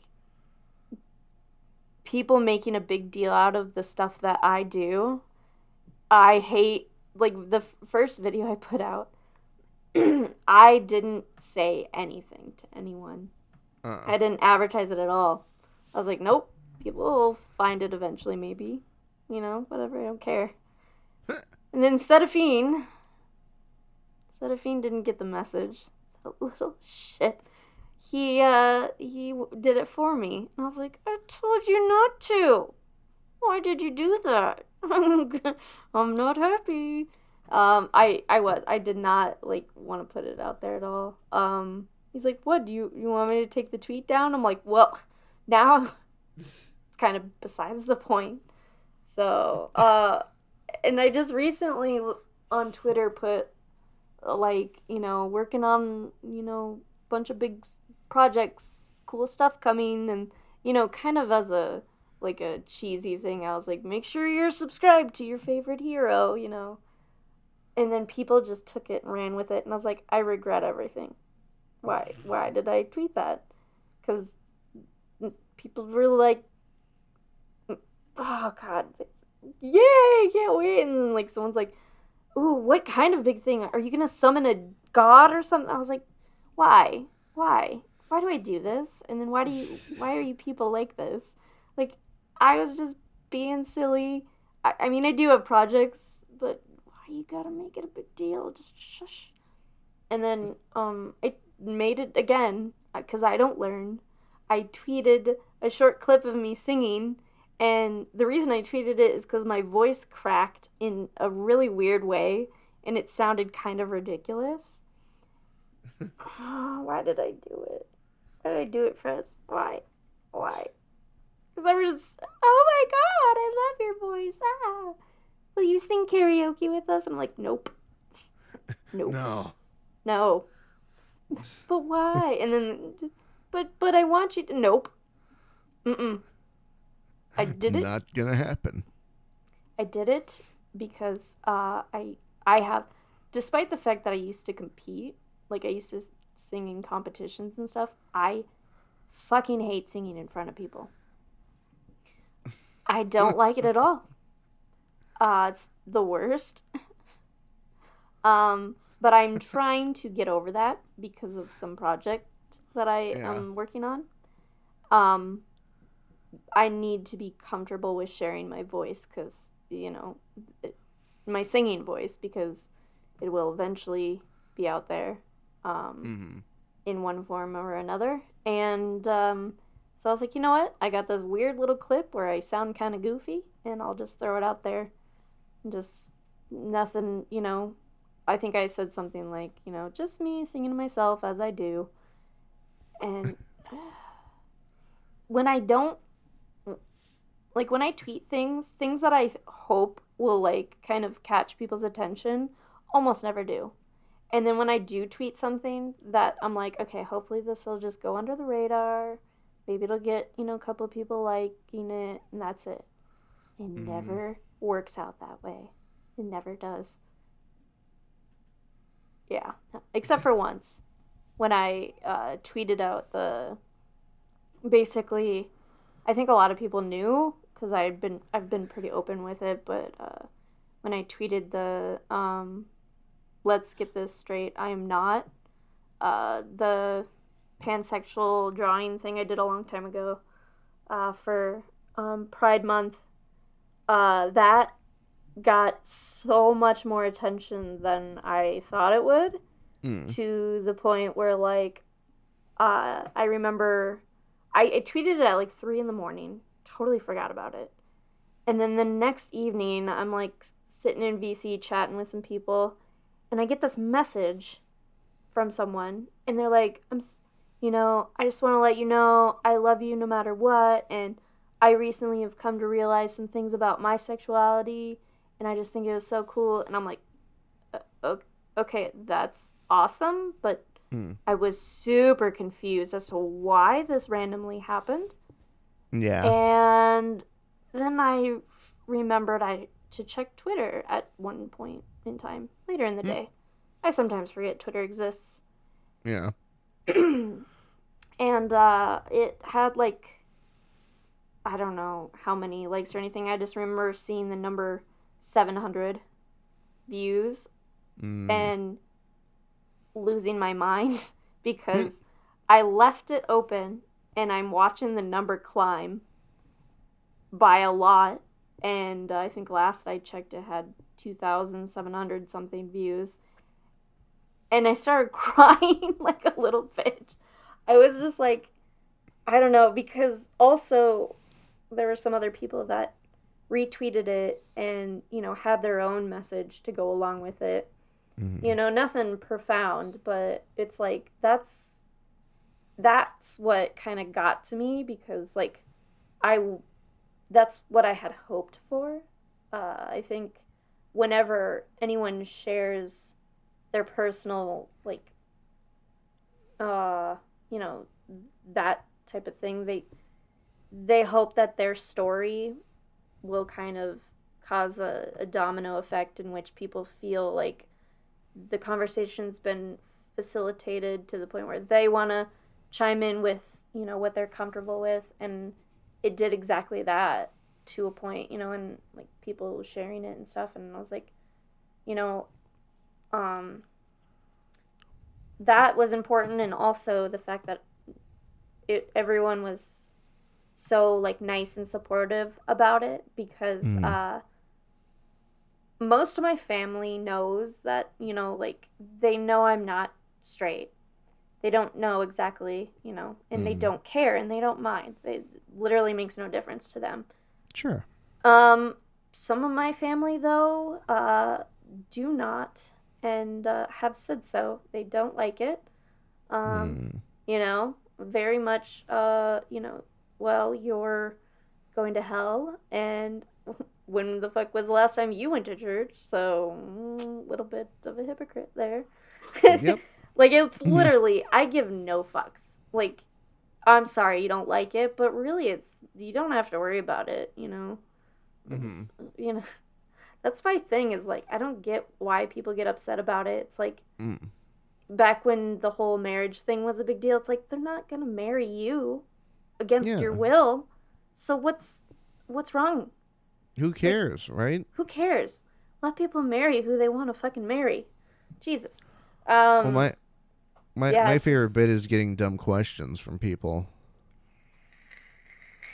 Oh yeah. because I'm bi, but Do you? Oh no. So because that's actually what I went as for the longest yeah. time. Do you get the which do you prefer question? Yeah, which is hilarious because I have heard different answers to that because Yeah. apparently some people have a stronger leaning to one side. Yeah. It's like, oh, I like men and women, but I like women just a little bit more, that sort of thing. Yeah. But for me, I'm right down the middle, or Yeah. as I once told a buddy of mine, I'm not on the fence. There is no fence. Yeah. That's a really good way to put it. Yeah. I got the question, but if you had to choose, it's like, um, I, I don't know. No, I'm You've not already going to chosen. choose. Well, it's definitely not you. Yeah. My favorite one was in high school. So I sort of came out, or at least I was more open about it near the end of high school. Mm-hmm. And somebody ran up to me and like, "You're bi, right? Doesn't it that mean like you're technically gay?" And I was just like, "That half, half, I mean, it depends on the person, I guess. yeah." But then, well, what's funny is my parts of my family actually found out as recently as the 4th of July this year. Oh wow. Yeah. We're sitting around and people are barbecuing and all this, and my sister brings up. So I have an aunt who is gay, Mm-hmm. um, and my sister's friend apparently has recently discovered that she is bisexual and thus wanted to sort of talk it through with my aunts because Mm-hmm. like her parents aren't very accepting. Mm-hmm. And my sister goes, "Yeah, because I don't really know anybody else, who knows anything about that." And I very slowly started to raise my hand, like It's and she's like, "Wait, what?" And I just started nodding, like, "Yeah." Oh, so your sister didn't? Here's the thing. There's a point that my aunt tried to make, which didn't work, and she goes, "Well, why didn't you try to tell anybody?" I have for multiple years. I've tried to make it as obvious as I could possibly be. Mm. Like, I've talked about how hot men are with my dad, like that, and he still didn't know. Interesting. I'm like, "Man, that Jason Momoa is something else." And he's like, "Yeah, he's pretty handsome." I'm like, Ah, I'm like, just it's, I'm like, yeah, yeah, yeah, huh? yeah. I don't know. So you never like straight up like, yo, I like both. I swing both ways I, type of thing. I did once with my dad, and Mm-hmm. he's not. How do I word it? It's not like he's against it. Yeah. Like, he's not a homophobe by any stretch of the imagination. He Mhm. just doesn't know how to deal with awkward situations. Mhm. Mhm. Like, just does not know how. And so I'm like, oh, I haven't told this story either on the show. Oh This will be yes, fun. another news story. Bless his So, heart, though. I mean, if he's just kind of like doesn't know well, how to respond to that, I mean, you can't, be mad at well, that, I suppose. well, then I think it's more so the way that he found out. Okay, Because, is this the story? yeah, so Okay, I'm ready. I came out to my mom first. My, I should mention my parents are have been for forever, like, separated. Mhm. And so I'm like at my mom's on the weekends, or I was. Um, Mhm. but I was over at her house, and we're in a Walmart, and for some reason the topic of, like, homosexuality came up, and my mom goes, whatever, I don't care what you are as long as you're happy. Aw. And I went, that's good news, because I'm bi. And she's like, wait, what? I'm like, I'm bi. And, like, a weird feeling of, like, like, I know she also isn't like that. Mhm. Like, she's not homophobic. Yeah. But, like, I had this, like, wave of nervousness of, like, what if I'm the one that she's gonna, you know? Mhm. And she started tearing up, and I started tearing up. Aw. And so she called my dad. Oh no. And she's like, hey, so your son just, you know, he just told me that he's bi, and I thought you should know. And I hear my dad go, okay, yeah, we'll have a discussion about it when when he gets home. That Mhm. discussion never happened, Oh no. and that was like 8 years ago. So And basically, just they know, but they just don't like think about it. yeah, well, like my mom won't talk about it, Mhm. but my dad, yeah. So what do you? I mean, if you, what do you think they would? Or I don't know if you have, but if you brought like a guy to like meet them. I think my mom would be overjoyed. Oh, that's so cute. Well, well, it's also partially because my previous relationship sort of, like, went down in flames. Ah. Yeah, and so I think anybody at this, if I brought a Oh. if I brought a physical person by, That yeah. That's funny that like you say your mom, was like kind of I don't know, found it a little more meaningful cuz I had that with my dad when I told my dad because so I told my mom fairly early on and she had I still consider myself lucky in the whole scheme of things because sure, there's some kids that come out to their parents and they are literally disowned and forced yeah, out of their home.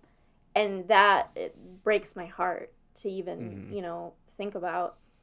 And so, although I had much less than ideal reaction from uh, my mother, Mm-hmm. um, when I told her I was bi, first she said, it's just a phase. And I said, no, it's not, because I have felt this way for my entire life, and I'm just now realizing that it has a name. I mean, it was just a phase when I realized, like, because once that kind of dawned on me, Mm-hmm. I kind of almost did like a montage back in my life. And I remember, like, my first grade teacher, Mrs. Johnson, and, Mm-hmm. like, realizing that what I felt towards her was a crush, you know? Mm-hmm.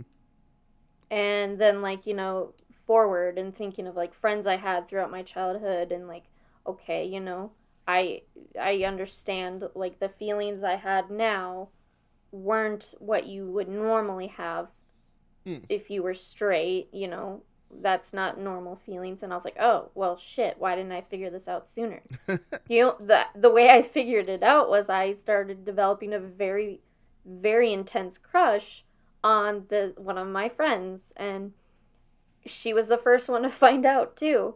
I was like, Oh, "Hey, Elise, I like you." She's like, "I surprise! like you too," and I was like, "Nah, I don't think you understand.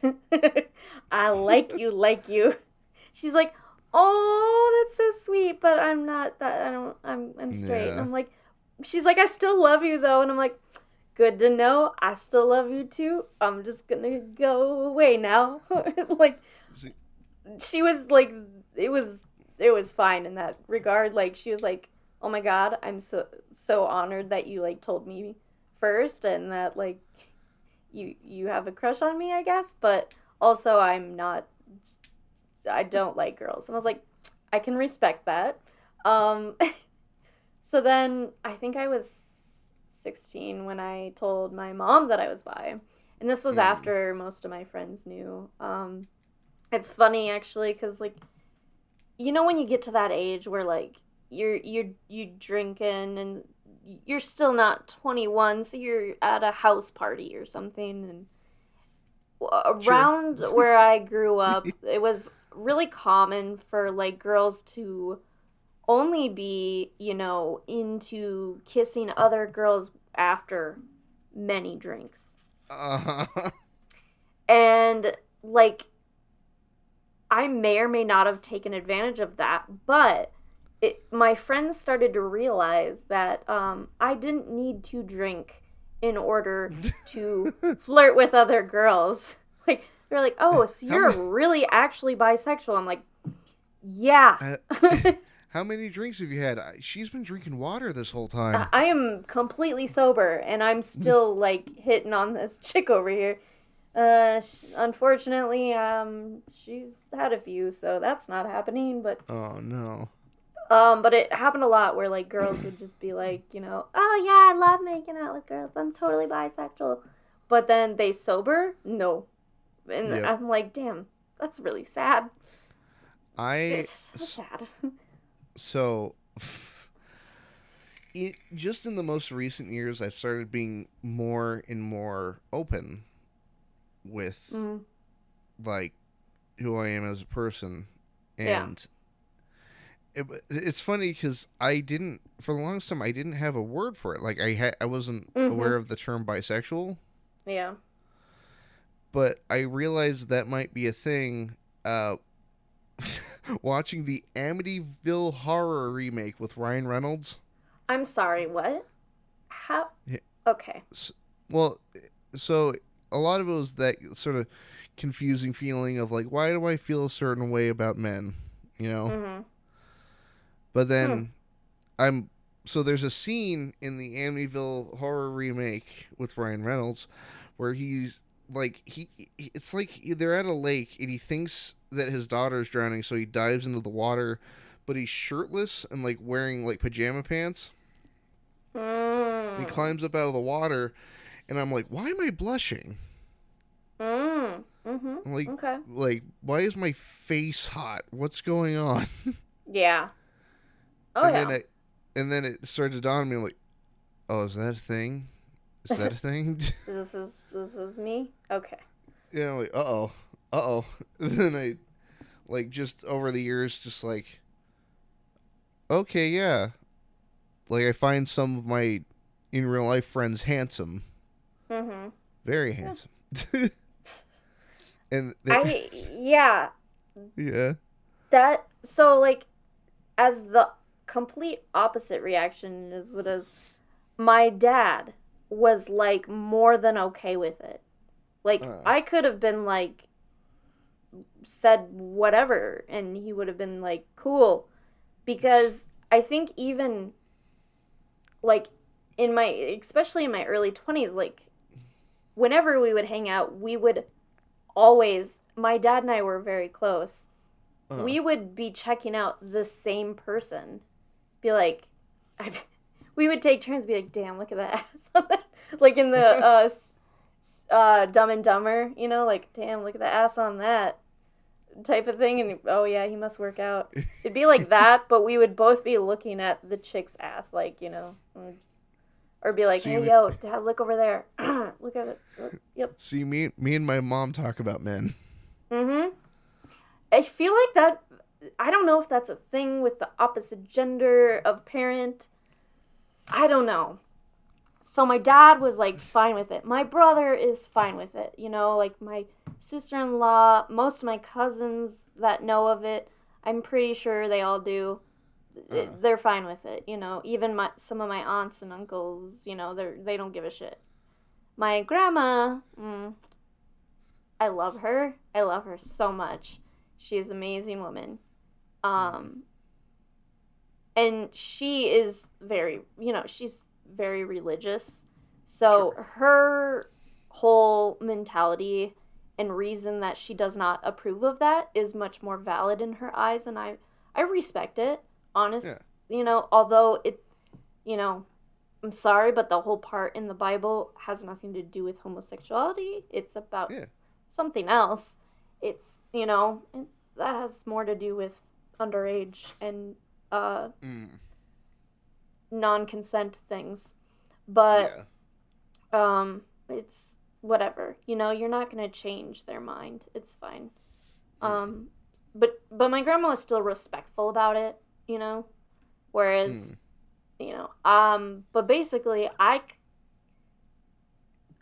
let's see, I think I was in my mid-20s, totally, you know, knew I was bisexual for quite a while by that point, and then I met someone who did not fit in the boxes that I had grown up to know. Sure. I met Tara, who was transitioning from male to female, and we met through a mutual friend, and we ended up, like, hanging out, like, for 4 days straight. We were bar hopping, and then we'd crash, and I, like, real quickly and really intensely fell for her. And she honestly was at the very beginning of her transitioning, so she still was very physically male, but her entire, like, personality and her mannerisms were very feminine. Like, so she, you know, dressed, I gotta say, adorably, but you know, she was still at that point where it was physically she hadn't changed. And I was like, okay, Fearsome, what is this? Like, I did not know what this was. I think I was probably like 24, 25. So, you know, we did connect for a little bit, but we lived really far away. So nothing really came of it. But I was like, okay, you obviously had very intense feelings for this person. But what, you know, where I grew up, there wasn't a lot of exposure to that. So I was like, is this something else? I literally Googled some shit to figure out what that meant, because that felt like a totally new, different level of something. And it's, I mean, I'm glad I did, because finding the term, or the, you know, the whole part of that community of pansexuality, it was even more powerful to learn about that than it was when I learned about bisexuality, because at the time I didn't even know if anyone, like, I mean, everything, that kind of whole thing was super new to me. She was actually, I think, the first person transitioning that I had ever met, like, and gotten to really know and spend time with. And I was like, okay, I need to learn some things. And so the more I learned about that, the more I was like, well, yeah, I do not give a fuck about your anatomy. I do not give a fuck about how you identify yourself, gender, whatever. Mm. I It's just it's more what about I the person. yeah, I just find the person themselves attractive. It doesn't I anatomy, however their body is or Mm. their however that makes no difference. Hmm. It's just the person themselves, their if their personality and their and I still appreciate the physical part. It's not like I ignore that, you know. Sure. But boy, do I get a lot of you know. First off, it's a lot of well, so you'll screw with anyone. It's like no, no, no, no. Pan, I not still have easy. standards. I Yeah. still have standards. Yeah. It's just because I could potentially find anyone attractive doesn't mean I find everyone attractive. Yeah. And then there's of course the baking surfaces jokes where, people Mm. you're pansexual? I'm really into silverware or some stupid thing like that. How do you feel about pots and pans? Ooh. Like, oh my god, you're hilarious. So funny. Go. You took the word pan and you made it a thing. Wow. So, it's whatever. But I don't think my family knows, and I'm not really going to tell them because especially, my dad is Mm. no longer with me, so he'd be the only Mm. person other than my brother. My brother Mm. knows because my brother is like my best friend. But other than that, I'd probably, I don't know. I actually do feel like my dad knew because I was 26 when he passed, and I feel Mm. like I probably, it was probably right around that time beforehand that I figured it out. So I'm pretty sure he did know because Yeah. he was probably like the first person I told. 'Cause, Mm. my dad and I were both very weird and strange people that talked about like damn near everything. So, Well, yeah. I so a lot of my family isn't, what's it called? Like a good portion of my family isn't religious, Yeah. but it's more so that they stick to certain confines, like say of like Christianity, but without actively going to church. Mm-hmm. And one of my family members, whom I actually used to make videos with, um, I won't give full names, or I mean it's literally like the first half couple hundred videos of my channel is features him. Okay. But we were recording something in like Grand Theft Auto 5 or something, and one of us made a gay joke, and then I went like, "Huh, yeah," I'm like, "It works because I'm bi," and my cousin goes, "Wait a minute," and he stops to get clarification, and I'm worried he's gonna like say something horrible, but then he just goes, "Cool," and then just keeps Yeah. driving. That's basically how my dad and my brother reacted. Like, oh, cool. Yeah. Like, you know, neat. I think my dad actually was hoping I would just be gay. I really do. I think like he was like, you know, if you are gay, it's okay. It's like, no, Dad, I'm not. Nope, I can't make up my mind.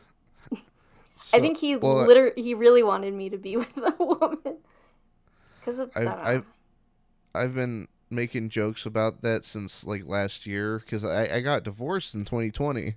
Oh, really? I didn't know that. Oh yeah, Hmm. but the joke at the time Hmm. is like, you know what? Now I'll have a boyfriend. Yeah. I'll even it out. There you go.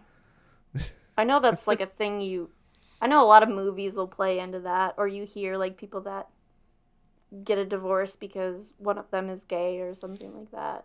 It's like, Oh no, it's because she was cheating on me. oh well, yeah. Well, that's fucked up. No, see, That's Like, Well, it's no, not I the mean like Hallmark movie. movies in general do that, where it's like, you or you just hear of things like that where it's like, oh yeah, now you go ahead and you have another experience, a completely different one, because Now I yeah, start going to clubs. yeah, there you go. Get yourself some nice new wardrobe, and Gonna wear a fishnet shirt. are you now? I mean, you don't have to. You could dress. I don't No, know. I have to go to the full like Okay. white leather pants. Oh boy, Like, what a visual! What a visual!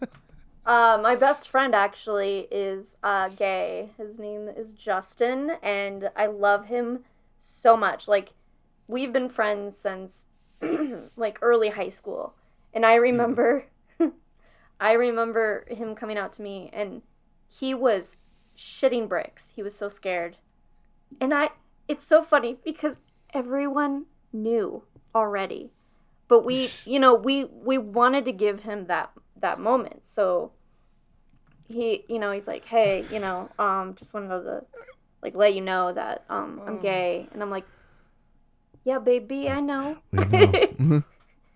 we know. I know. And he's like, really? And I'm like, yes, and I love I you. Like, oh, so that happened. I looked up a guy I went to high school with, mm, and what I mean what I mean by we knew he was gay, it wasn't like subtle. okay, Like yeah, he was he's like mid 2000s flamboyancy movie kind. gay. Yeah, okay, yeah. Like the whole like limp wrist, the whole 9 yards. Oh boy. And it's like I'm coming out of the closet, and everybody's like, we already knew. Yeah. We knew years ago, man. Well, the thing with Justin is like he I don't know, you get to know him, and you kind of figure it out, but like right off the bat, you wouldn't know, you know. Uh, He I don't know, for me it's hard to like gauge how, because I've that's all I've known him as. So, but well, I don't think he's not flamboyant at all. Like, he's not expressively gay. Like, I, I don't I know. have I have excellent gaydar. I tend to do with guys.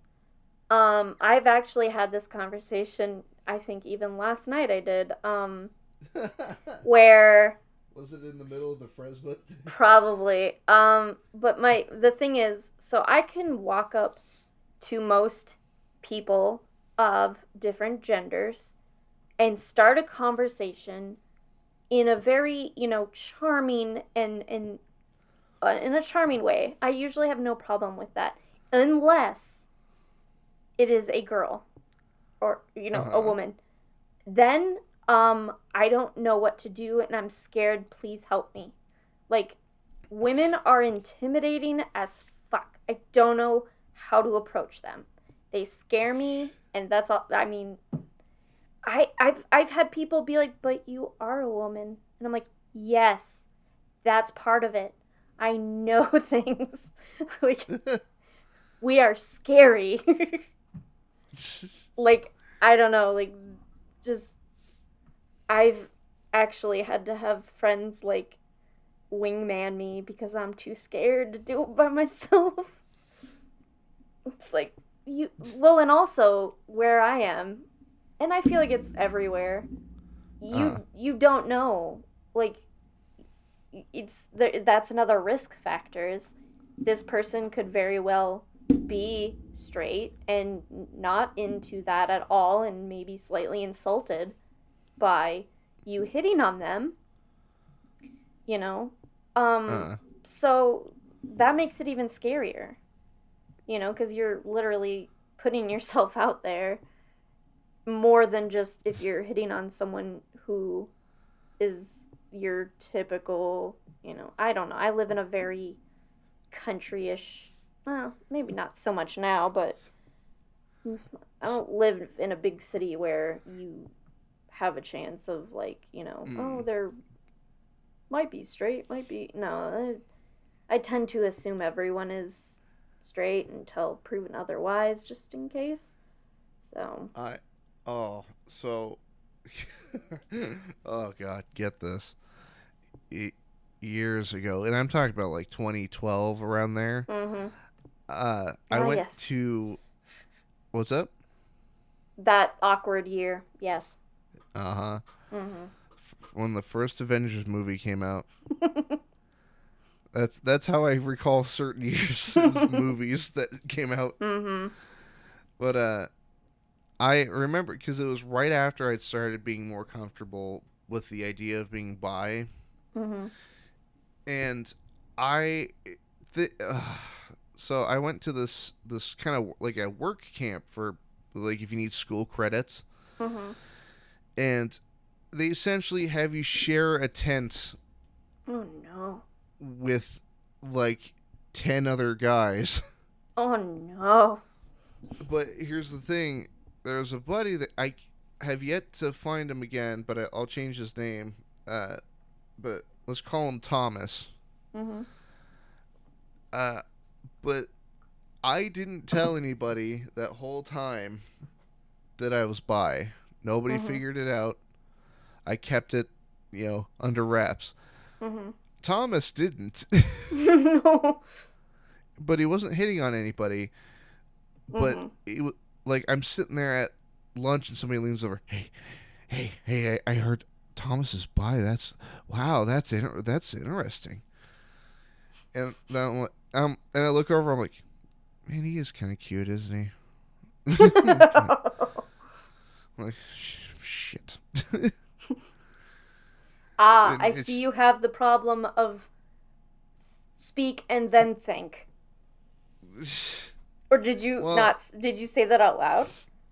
no. I Oh, kept okay. it. See, my dumbass would say that out loud, is the thing, without Well, thinking about it first. well, what I do nowadays is I'll wait. So I work with a mostly female workforce. Mm. I work at a hotel, a non-specific hotel. Mm-hmm. But the people behind the desk are primarily female.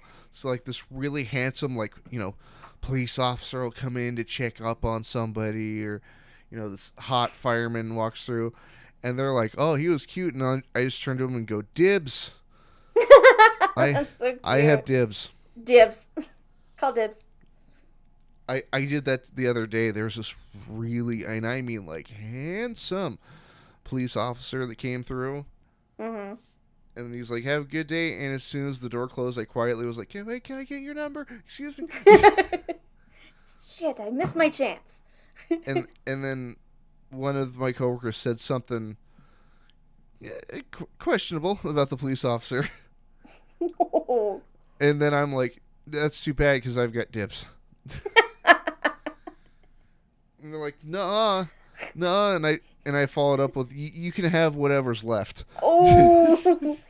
I can just picture you sitting there like waiting until the first second you can like quietly call dibs every He's time, and you're just pissing off your coworkers because they're like, "Okay, can I get dibs at least once in a while?" no.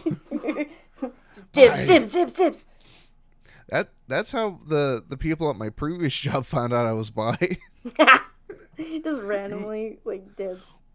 Well, no. This guy stopped me for like directions to an aisle, and just he had like they're almost like gold, like eye color, Mm-hmm.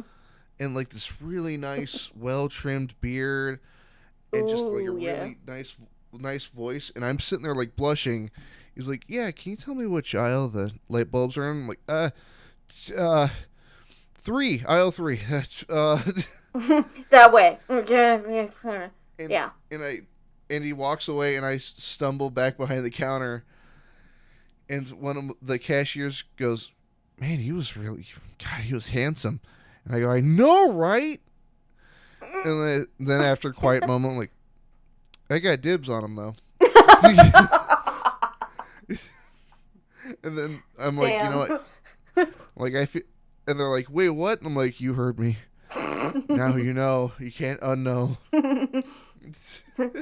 You, they're just so taken aback that you had plenty of time to call dibs. Yeah. Wait, brain working, figuring things out, and you're already like, I've called dibs like 20 times, just to let you guys know. I already gave him my card. We're going on our first date tomorrow. They're still I'm like the wedding. Wait, what? Wait. Okay, they're like piecing it together, and it's like, by the way, we're engaged. Wait a minute. But like that's one of the things in my life thus far. I'm happy that I've gotten off my chest. Mm-hmm. Oh yeah, yeah. And I mean, I'm so as probably everyone that will listen to this knows that Slumber Reads has come out and Did been, they? Yeah, been more honest and has seriously like gone from like I knew what she looked like, but now she's like posting photos of like her nails, and I'm like, God damn, I wish I could wear nails like that, but I'd fuck everything up that I touched, and like talking about like things that she's wearing and all this, and like just like literally just like becoming so much happier. You can even through tweets you can tell. And just the opening up. Yeah, and just I like the badass like attitude she has with people that have like, I guess, in what was it, a tweet that she said something like someone said some shit, and then she goes, yeah, well, you touch children, as like a like a really like damn a comeback that like what are they gonna say after that, like oh, you are disgusting, I don't know what they said, but and then she's like, Rude. yeah, well, you touch children, like, and then just walks off, like, fuck yes, like, just to have the like the I don't know, confidence to just the gumption. Yeah, I love it, and I'm like, every time she tweets, I'm like, yes, I'm ready to hear more, because I feel like that has actually really like helped me too with, I honestly don't know exactly how open I would be if there weren't at least some people in the community that have been like, yeah,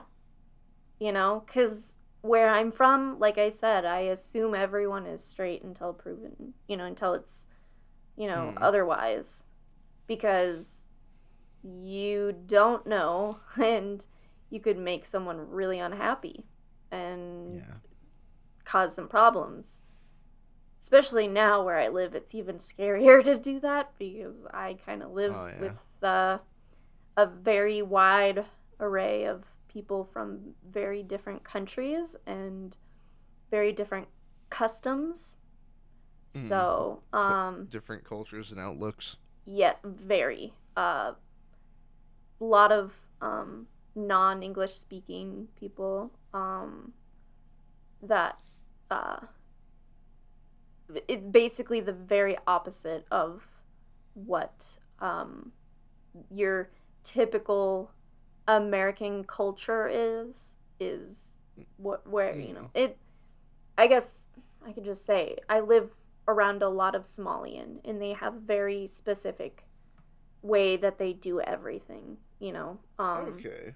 Even not, I don't see them this so much where you only see their eyes, but I have seen it, that is around here. And there's a ton of different types of, cultures here, but right now there's an influx of Somalians in the area, and not only is there a language barrier with a lot of the people in the area, but it's like that could be extremely insulting. So, you don't want to, like, you have to be very careful. And where I was before, it was I wouldn't say like a hick, but like very typical like country farmer type, you Yeah. know, no big city. I live in a bigger Yeah. city now, but yeah. I don't know. There are of course some that are and just aren't out or Mm-hmm. but it was not terribly popular where I grew up, and uh, earlier when I said my friends were like, "Oh, you are like actually bi even when you're sober," that was weird for that. Like, it was very common Mm-hmm. for girls to like act like it when they'd been drinking, but Sure. yeah, to like be like, "No, no, I find women good looking and attractive when I am also not drunk," is to happen. Yes, yes, yes. So it was kind of a letdown a lot of times because it'd be like, "Oh, you're so cute. Oh my gosh," but also I'm drunk. So it's like, well, that doesn't count. Damn it. Yeah, it's you tease. Oh my gosh. Yeah, that's happened quite a few times actually, where I'm just like, I'm gonna wait until until you're not drunk because I feel like that's another one of these things. Like, and it usually is, unfortunately. I did, not everyone, but I don't know. See, I haven't been to enough house parties for that to occur. Hmm. Plus, I'm far too awkward to even attempt anything like that. Well, and I've been on the other end of that actually, where someone who was into girls, uh, somehow it was found, and it's always I used to go to a lot of parties. I've been to a handful that were just almost too weird. Like, you almost are slightly uncomfortable. Like, there's a girl Mm. playing beer pong with a boa constrictor around her neck type of deal, and you go into the living room and it's a black light and there's people painting on the walls type of party. Um, Yep. and I think it was at that party actually where like ended up being the one where, you know, someone who was probably a bit less intoxicated than me, and I don't know how it happened, but the interaction I was normally on the asking or the hinting side of, and then the other person was too drunk for me to know for sure, Oh was kind no. of switched. So I was the one that was like a little bit more, inebriated, and they were much more sober. I mean, they were still pretty inebriated, and they were like, "Are you like?" Because I don't know. I'm not good at subtle, so I'm sure it was pretty obvious. And so I was like, "Oh, this is what this is like." Why, yes. What? Yes, I am Uh, bi. Wow, what a beautiful moment. they, so I don't act super flamboyant like the stereotyped Yeah. flamboyant, that sort of thing. But there are times where when I become flustered, that happens. Uh huh. And Yeah. there was a day where like I was just those days where you're still in your pajamas and you've been in them all day Mm. Yep. and Like you every just day of haven't. my life. Yeah. Hmm. Yeah, and I'm doing that today, but I was like especially just like gross that day. and Yes. and I'm and I go to walk out into the living room of the house that I was living with the roommates in, and my roommate brought like his work friends home, Oh no. and one of them was the super handsome gay guy. No.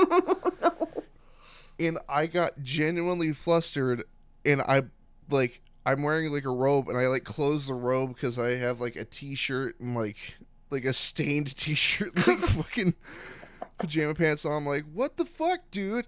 And he's like, what? It's like, sorry, I forgot to tell you. I'm like, no, you didn't give me time to like get dressed. I look like crap, man. Come I'm like, on. what the hell? I could at least done my hair. It, And he's like, wait, what? I'm like, I'm getting coffee. Yes. And and you know what? I saw that guy recently because he works at a restaurant. I went to that restaurant recently. Still looks pretty good. Yeah? Oh, Yeah. snaps. Oh, is this And the beginning it of a it was potential? Hmm? Is this well, potential? well, it's funny because I was talking to my roommate in the kitchen. He goes, "Oh yeah, that's Tyler. He's gay." I'm like, "I know." Yeah, I got it. I'm like, "I can see that."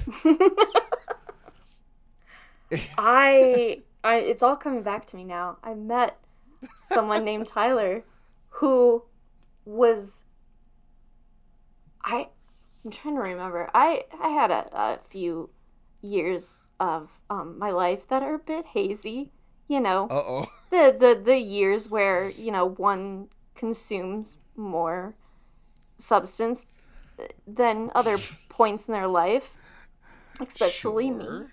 Yeah. And, went to some of those weird parties that involved snakes and stuff. I don't know. Not much. Yeah, Not much. To be honest, not much. But, there were a few times. one of those snake parties. Yeah, when the beer pong, like, where? Like, I watched for a while because first I saw the girl, just, okay. And then I saw the snake. And then I saw the girl with the snake playing beer pong as if she didn't have a snake. And I'm like, I like it here. I like See, this party. that's when you should have doubled down and be like, "Do you see the snake? Do you see it?" Oh my god, what, is this your snake? Just get, like, real, like, into the snake, and be like, oh my gosh, you have a beautiful snake. Wink, wink. Nice snake, bro. Nice snake. Damn, that's a cool looking snake. Just have it there, snake. right up next to your face. Just hanging out. In your hair. You have beautiful hair, by the way, but damn, you got a pretty snake. Yeah, it should have done. Damn, missed it. What are you doing later besides hanging out with reptiles? Where do you keep your snake? Do you keep it, like, in a location that's, like, quieter? Is that your designated driver? Well, I was, like, thinking, if you have a pet snake and you're at, like, a college house, you probably keep the snake in your room. So that could have been my next step. And, like, oh shit, what kind of enclosure you got? Like, and then you're just like, I don't know, you really shouldn't have sand in there, and just start, like, giving him shit. Just, like, go up to their bedroom and be all, like, cutesy about it, and then just be like, oh, this is a really shit setup. Poor snake. We could just walk away. You got too many heat lamps, man. Jesus, you trying to cook them? It's like, yeah, up until I see that be, like, completely, totally, like, suave and shit, and then see the setup and be like, damn, that poor snake. Never mind, I'm leaving. I feel like that's gonna happen to me at one point, but for, like, comic books.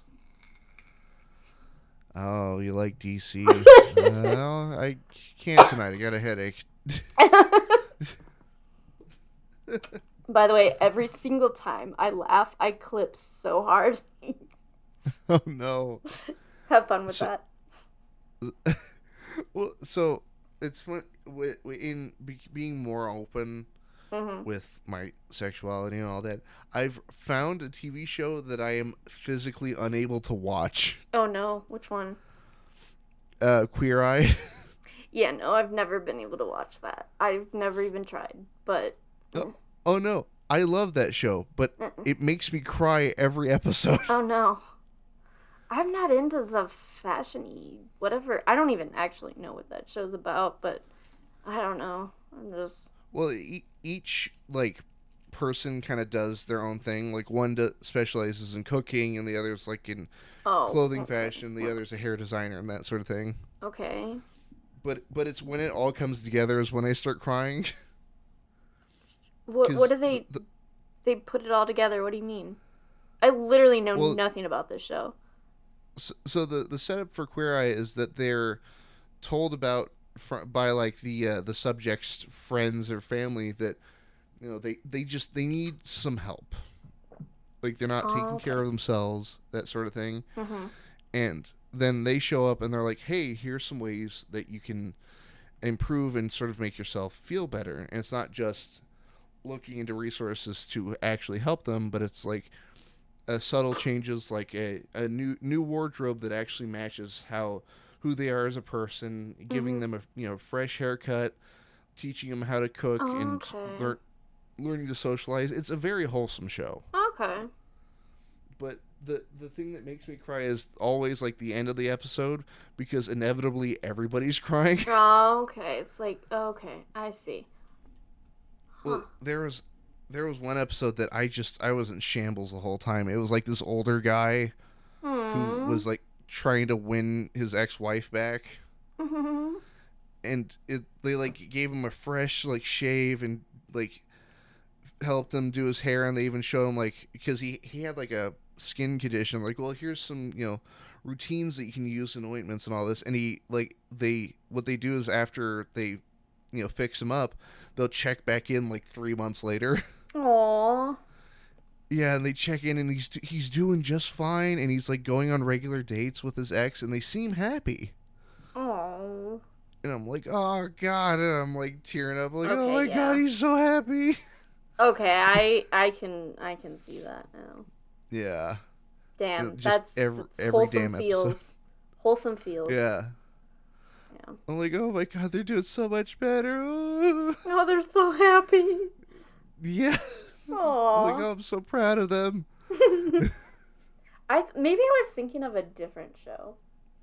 Hmm. Hmm. I don't know. I don't really watch TV. Hmm. I haven't for a Oh, really long time. Queer is on Netflix if you have that.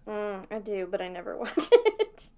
Well, I have it. I have it. I only have it now because my mom uses it, and she doesn't have cable anymore.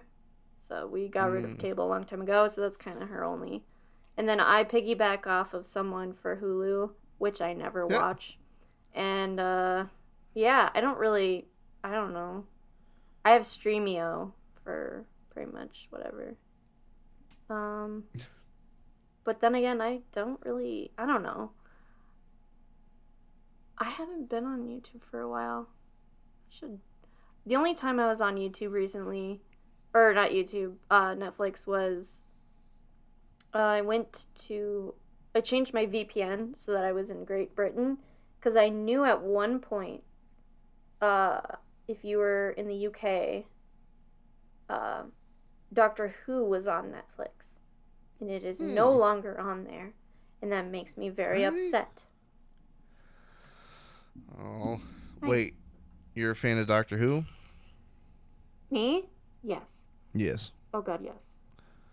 Which one? Which is your favorite if you had to pick? Oh. Well, okay, I'm really, Oh, really behind. me too. Okay, But I'm at yeah. like the older guy. That's where I'm at. Peter Capaldi. Okay, yeah. Uh, so I think it's. Hold on, I have to check. I, not the one before him. Okay. Not the. I mean that he is very cute. Not Uh huh. him. Uh huh. I think What's he wear? not the. Okay, so not the 11th. Is it? No. Wait. The 10th Doctor? Wait. David Tennant. Yeah. Brown spiky hair, long Mm-hmm. coat. God, he was the A- best. Alon Z. Yeah. He was my favorite. And I I really liked the Doctor before him too. And Christopher Eccleston. yeah, and I was like, yeah, okay, every time it changes, I gotta get used to, the new person. Because then I ended up really liking, um, yeah, the 10th, what's his name again? David David Tennant. Tennant, yeah. I was like, okay, so maybe it's just one of those things where I have to get used to them and they'll grow on me. Somewhat. Not. I mean, I can enjoy, I enjoyed the cute little quirky, what's his name? The 11th Doctor. Matt Smith? Yes. I could enjoy him, but he wasn't, he never grew on me as much as David did. So, See, oddly enough, I started at Matt Smith. well, why'd you do that? I think it was because I only had access to the Comcast on-demand Mm, free section, and okay. they would put those episodes of Doctor Who in the free section. Okay. You should have started with the 10th, or the Oh, ninth Doctor. with Eccleston, Wait. Not the, with Destro. hold on. Well, there was that, obviously, I haven't watched much of the, like, before, like, didn't they, like, not, I don't know how long the gap was in years before they picked it back up again with the ninth Doctor. But it was a I don't while. know. Because it, Yeah, it was a minute there because if I remember, there was a movie in the '90s, and then it jumped to Christopher Eccleston's Doctor in like 2006. yeah. So, yeah, it was like the 90s at that point. So, there was quite a gap. Now, okay, here, wait. No, not the books. No, that's not what I want. Now I know now I know the Doctor's, oh, god damn it. I know that there's a female one. Someone ruined it for me, but, yeah. I guess That is the most 1996. recent one, if I recall. So then, because I want to say it went back to like the 70s, but I could be wrong. Oh yeah. So 2005 is they revive Doctor Who, and that's where I came. That's when I started watching it because it used to be on Netflix. It's regular, our Netflix in the U.S. Boy, did I binge watch that shit! Holy crap! So I watched all through, and so yeah, I liked him. Really liked 10th Doctor, and I got through Matt Smith. But I still was like, it's almost like a breakup, where it's just not the same. You just can't. Grow apart in a way. Yeah, you kind of just like, you're just like, it's just, you're still hung up on the previous Doctor. Yeah. For me, it kind of like it came to a stop for me at the end of Matt Smith's tenure. Oh, really? Like when he turned into Peter Capaldi, I'm like, I think I'll call it here. Well, if I could find where to watch it, I would love to continue watching it. Yeah. I have one of the comic books. Oh, yeah? Yeah. Okay. So, I haven't, so you might not be haven't read it, but it familiar looks with, good. So if you only watched that, there's, oh, no. Uh-oh. I feel like you basically jumped into the middle of well, you did, into the middle of a series. Oh, yeah, but what Matt Smith does, at least for the first half of his tenure, is almost go out of its way to talk about the previous Doctors. Yeah. It's because everyone really liked him. And I think, I don't know. Yeah, I feel like a lot of people were bummed out with when David wasn't the Doctor anymore. But Oh yeah. I always, yeah, see, 71 is when it started. And based off Hmm. some very quick images, it's kind of terrifying. Not gonna lie. Some quirky characters, but let's see. No, trying to find. Okay, so you don't, as far as each doctor, sometimes it overlaps, but each doctor has like a companion, so it's like a random, character that they come into contact with who ends up going on the adventure with them and everything. Yeah. So you missed out on Rose. I know Rose. Yeah, but do you know Rose? Because she hung out with the 10th, no, ninth Doctor and a little bit of David, 10th Doctor. And Yeah, then, wasn't it like right at the beginning? mm-hmm, yeah. Like, I, I've been watching him out of order. Is what I'm saying. mm, Well, because I started with Matt Smith, and then I went back to David Tennant, and then I plan on going even farther back to oh my God, Christopher Eccleston. why are you doing it like that? I'm Would like, you rather me start at season 1? yes, that is. I don't know. I'm like one of those people who like I like to watch things in order. I don't know. I mean, I get that you Oh can yeah. kind of, but with like Doctor Who, there's so many like callbacks in a way that I don't know if callback is the right word, but Referential material. yeah, basically is they kind of reference previous things, like you Yeah. know when the mayor or whatever comes back and kicks ass, like that kind of stuff. I feel like it doesn't make as much sense, but I don't know. But I would really like to find where I could watch them. So, Doesn't the BBC have its own like subscription service? I think is it maybe I don't know for sure. Hmm. I don't know. We must I just find don't this. Let's see. I think is it BB's. Oh, it's BBC iPlayer. Yes. I feel like someone told me about this a long time ago. Ah, I see. Oh my gosh, does it? Okay, I don't know. apparently now my phone has decided to take fucking forever. Come on.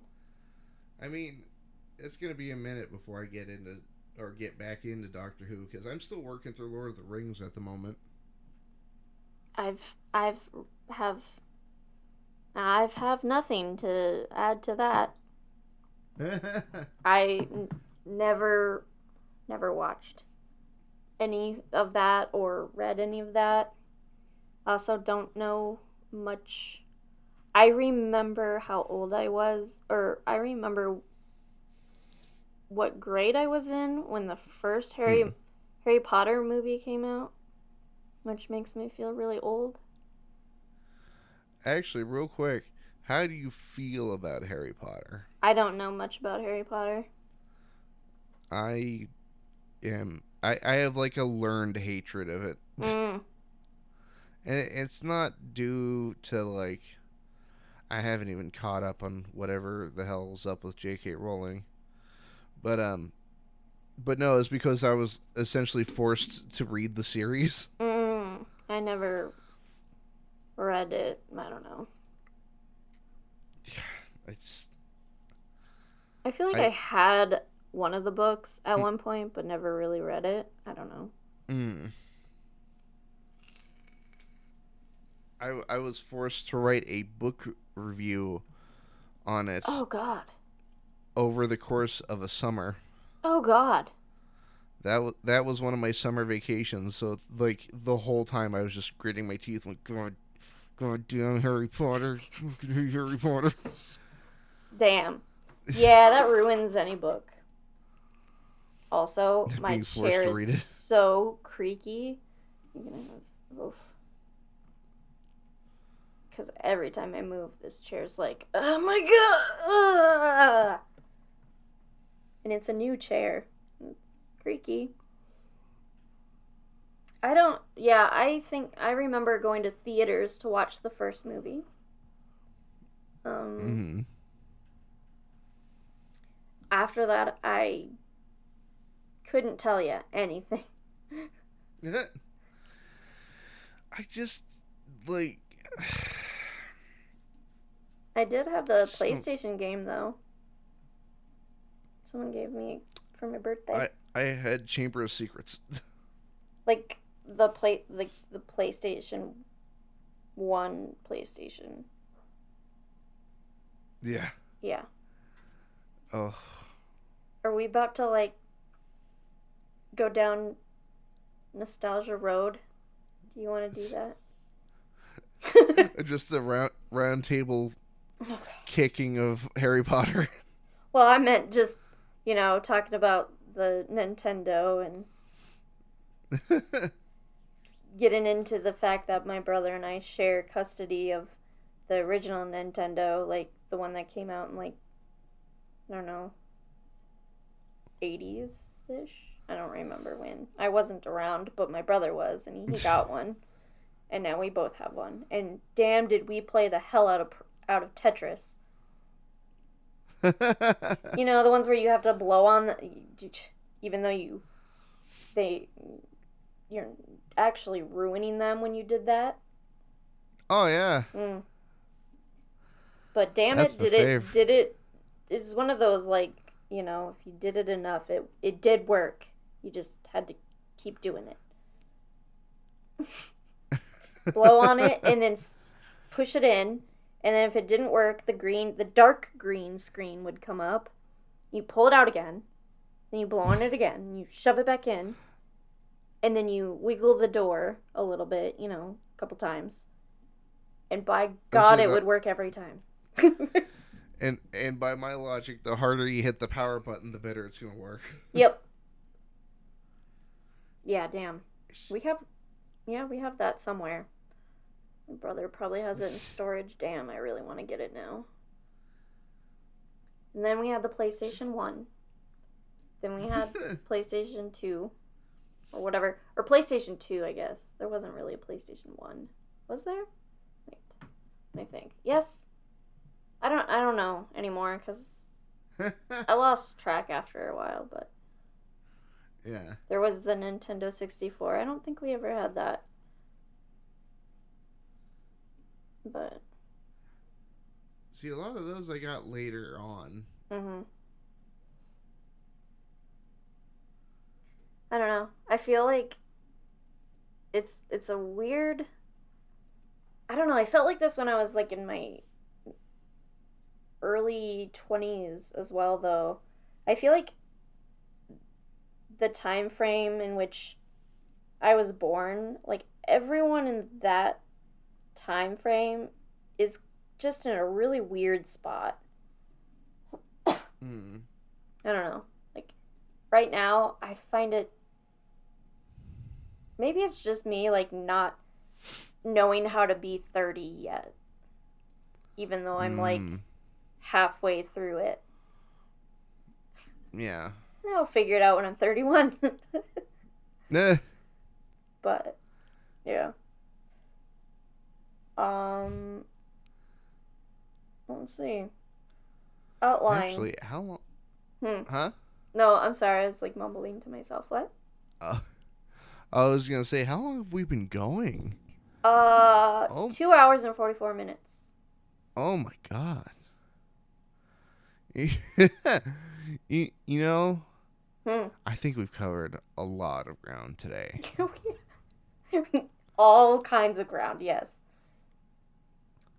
Well, no, like, it's been wonderful having you on. I just, like, God, we've covered a lot of shit. Yeah. We went real far. Cats, and then being bi, and then Pan, and then... Yeah, we definitely did.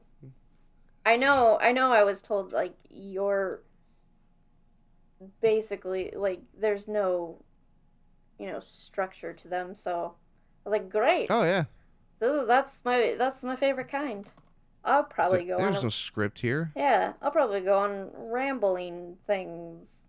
That's how I do. Well, I mean, that's perfect. Mm, You know, heck yeah. it works. It does. I know. I feel But I like think. I I like the format because it's you're just talking to your dude friend. You're just talking and just hanging out. Yeah. I like it. Well, it's the easiest way to get to know somebody. Yeah. That's Absolutely.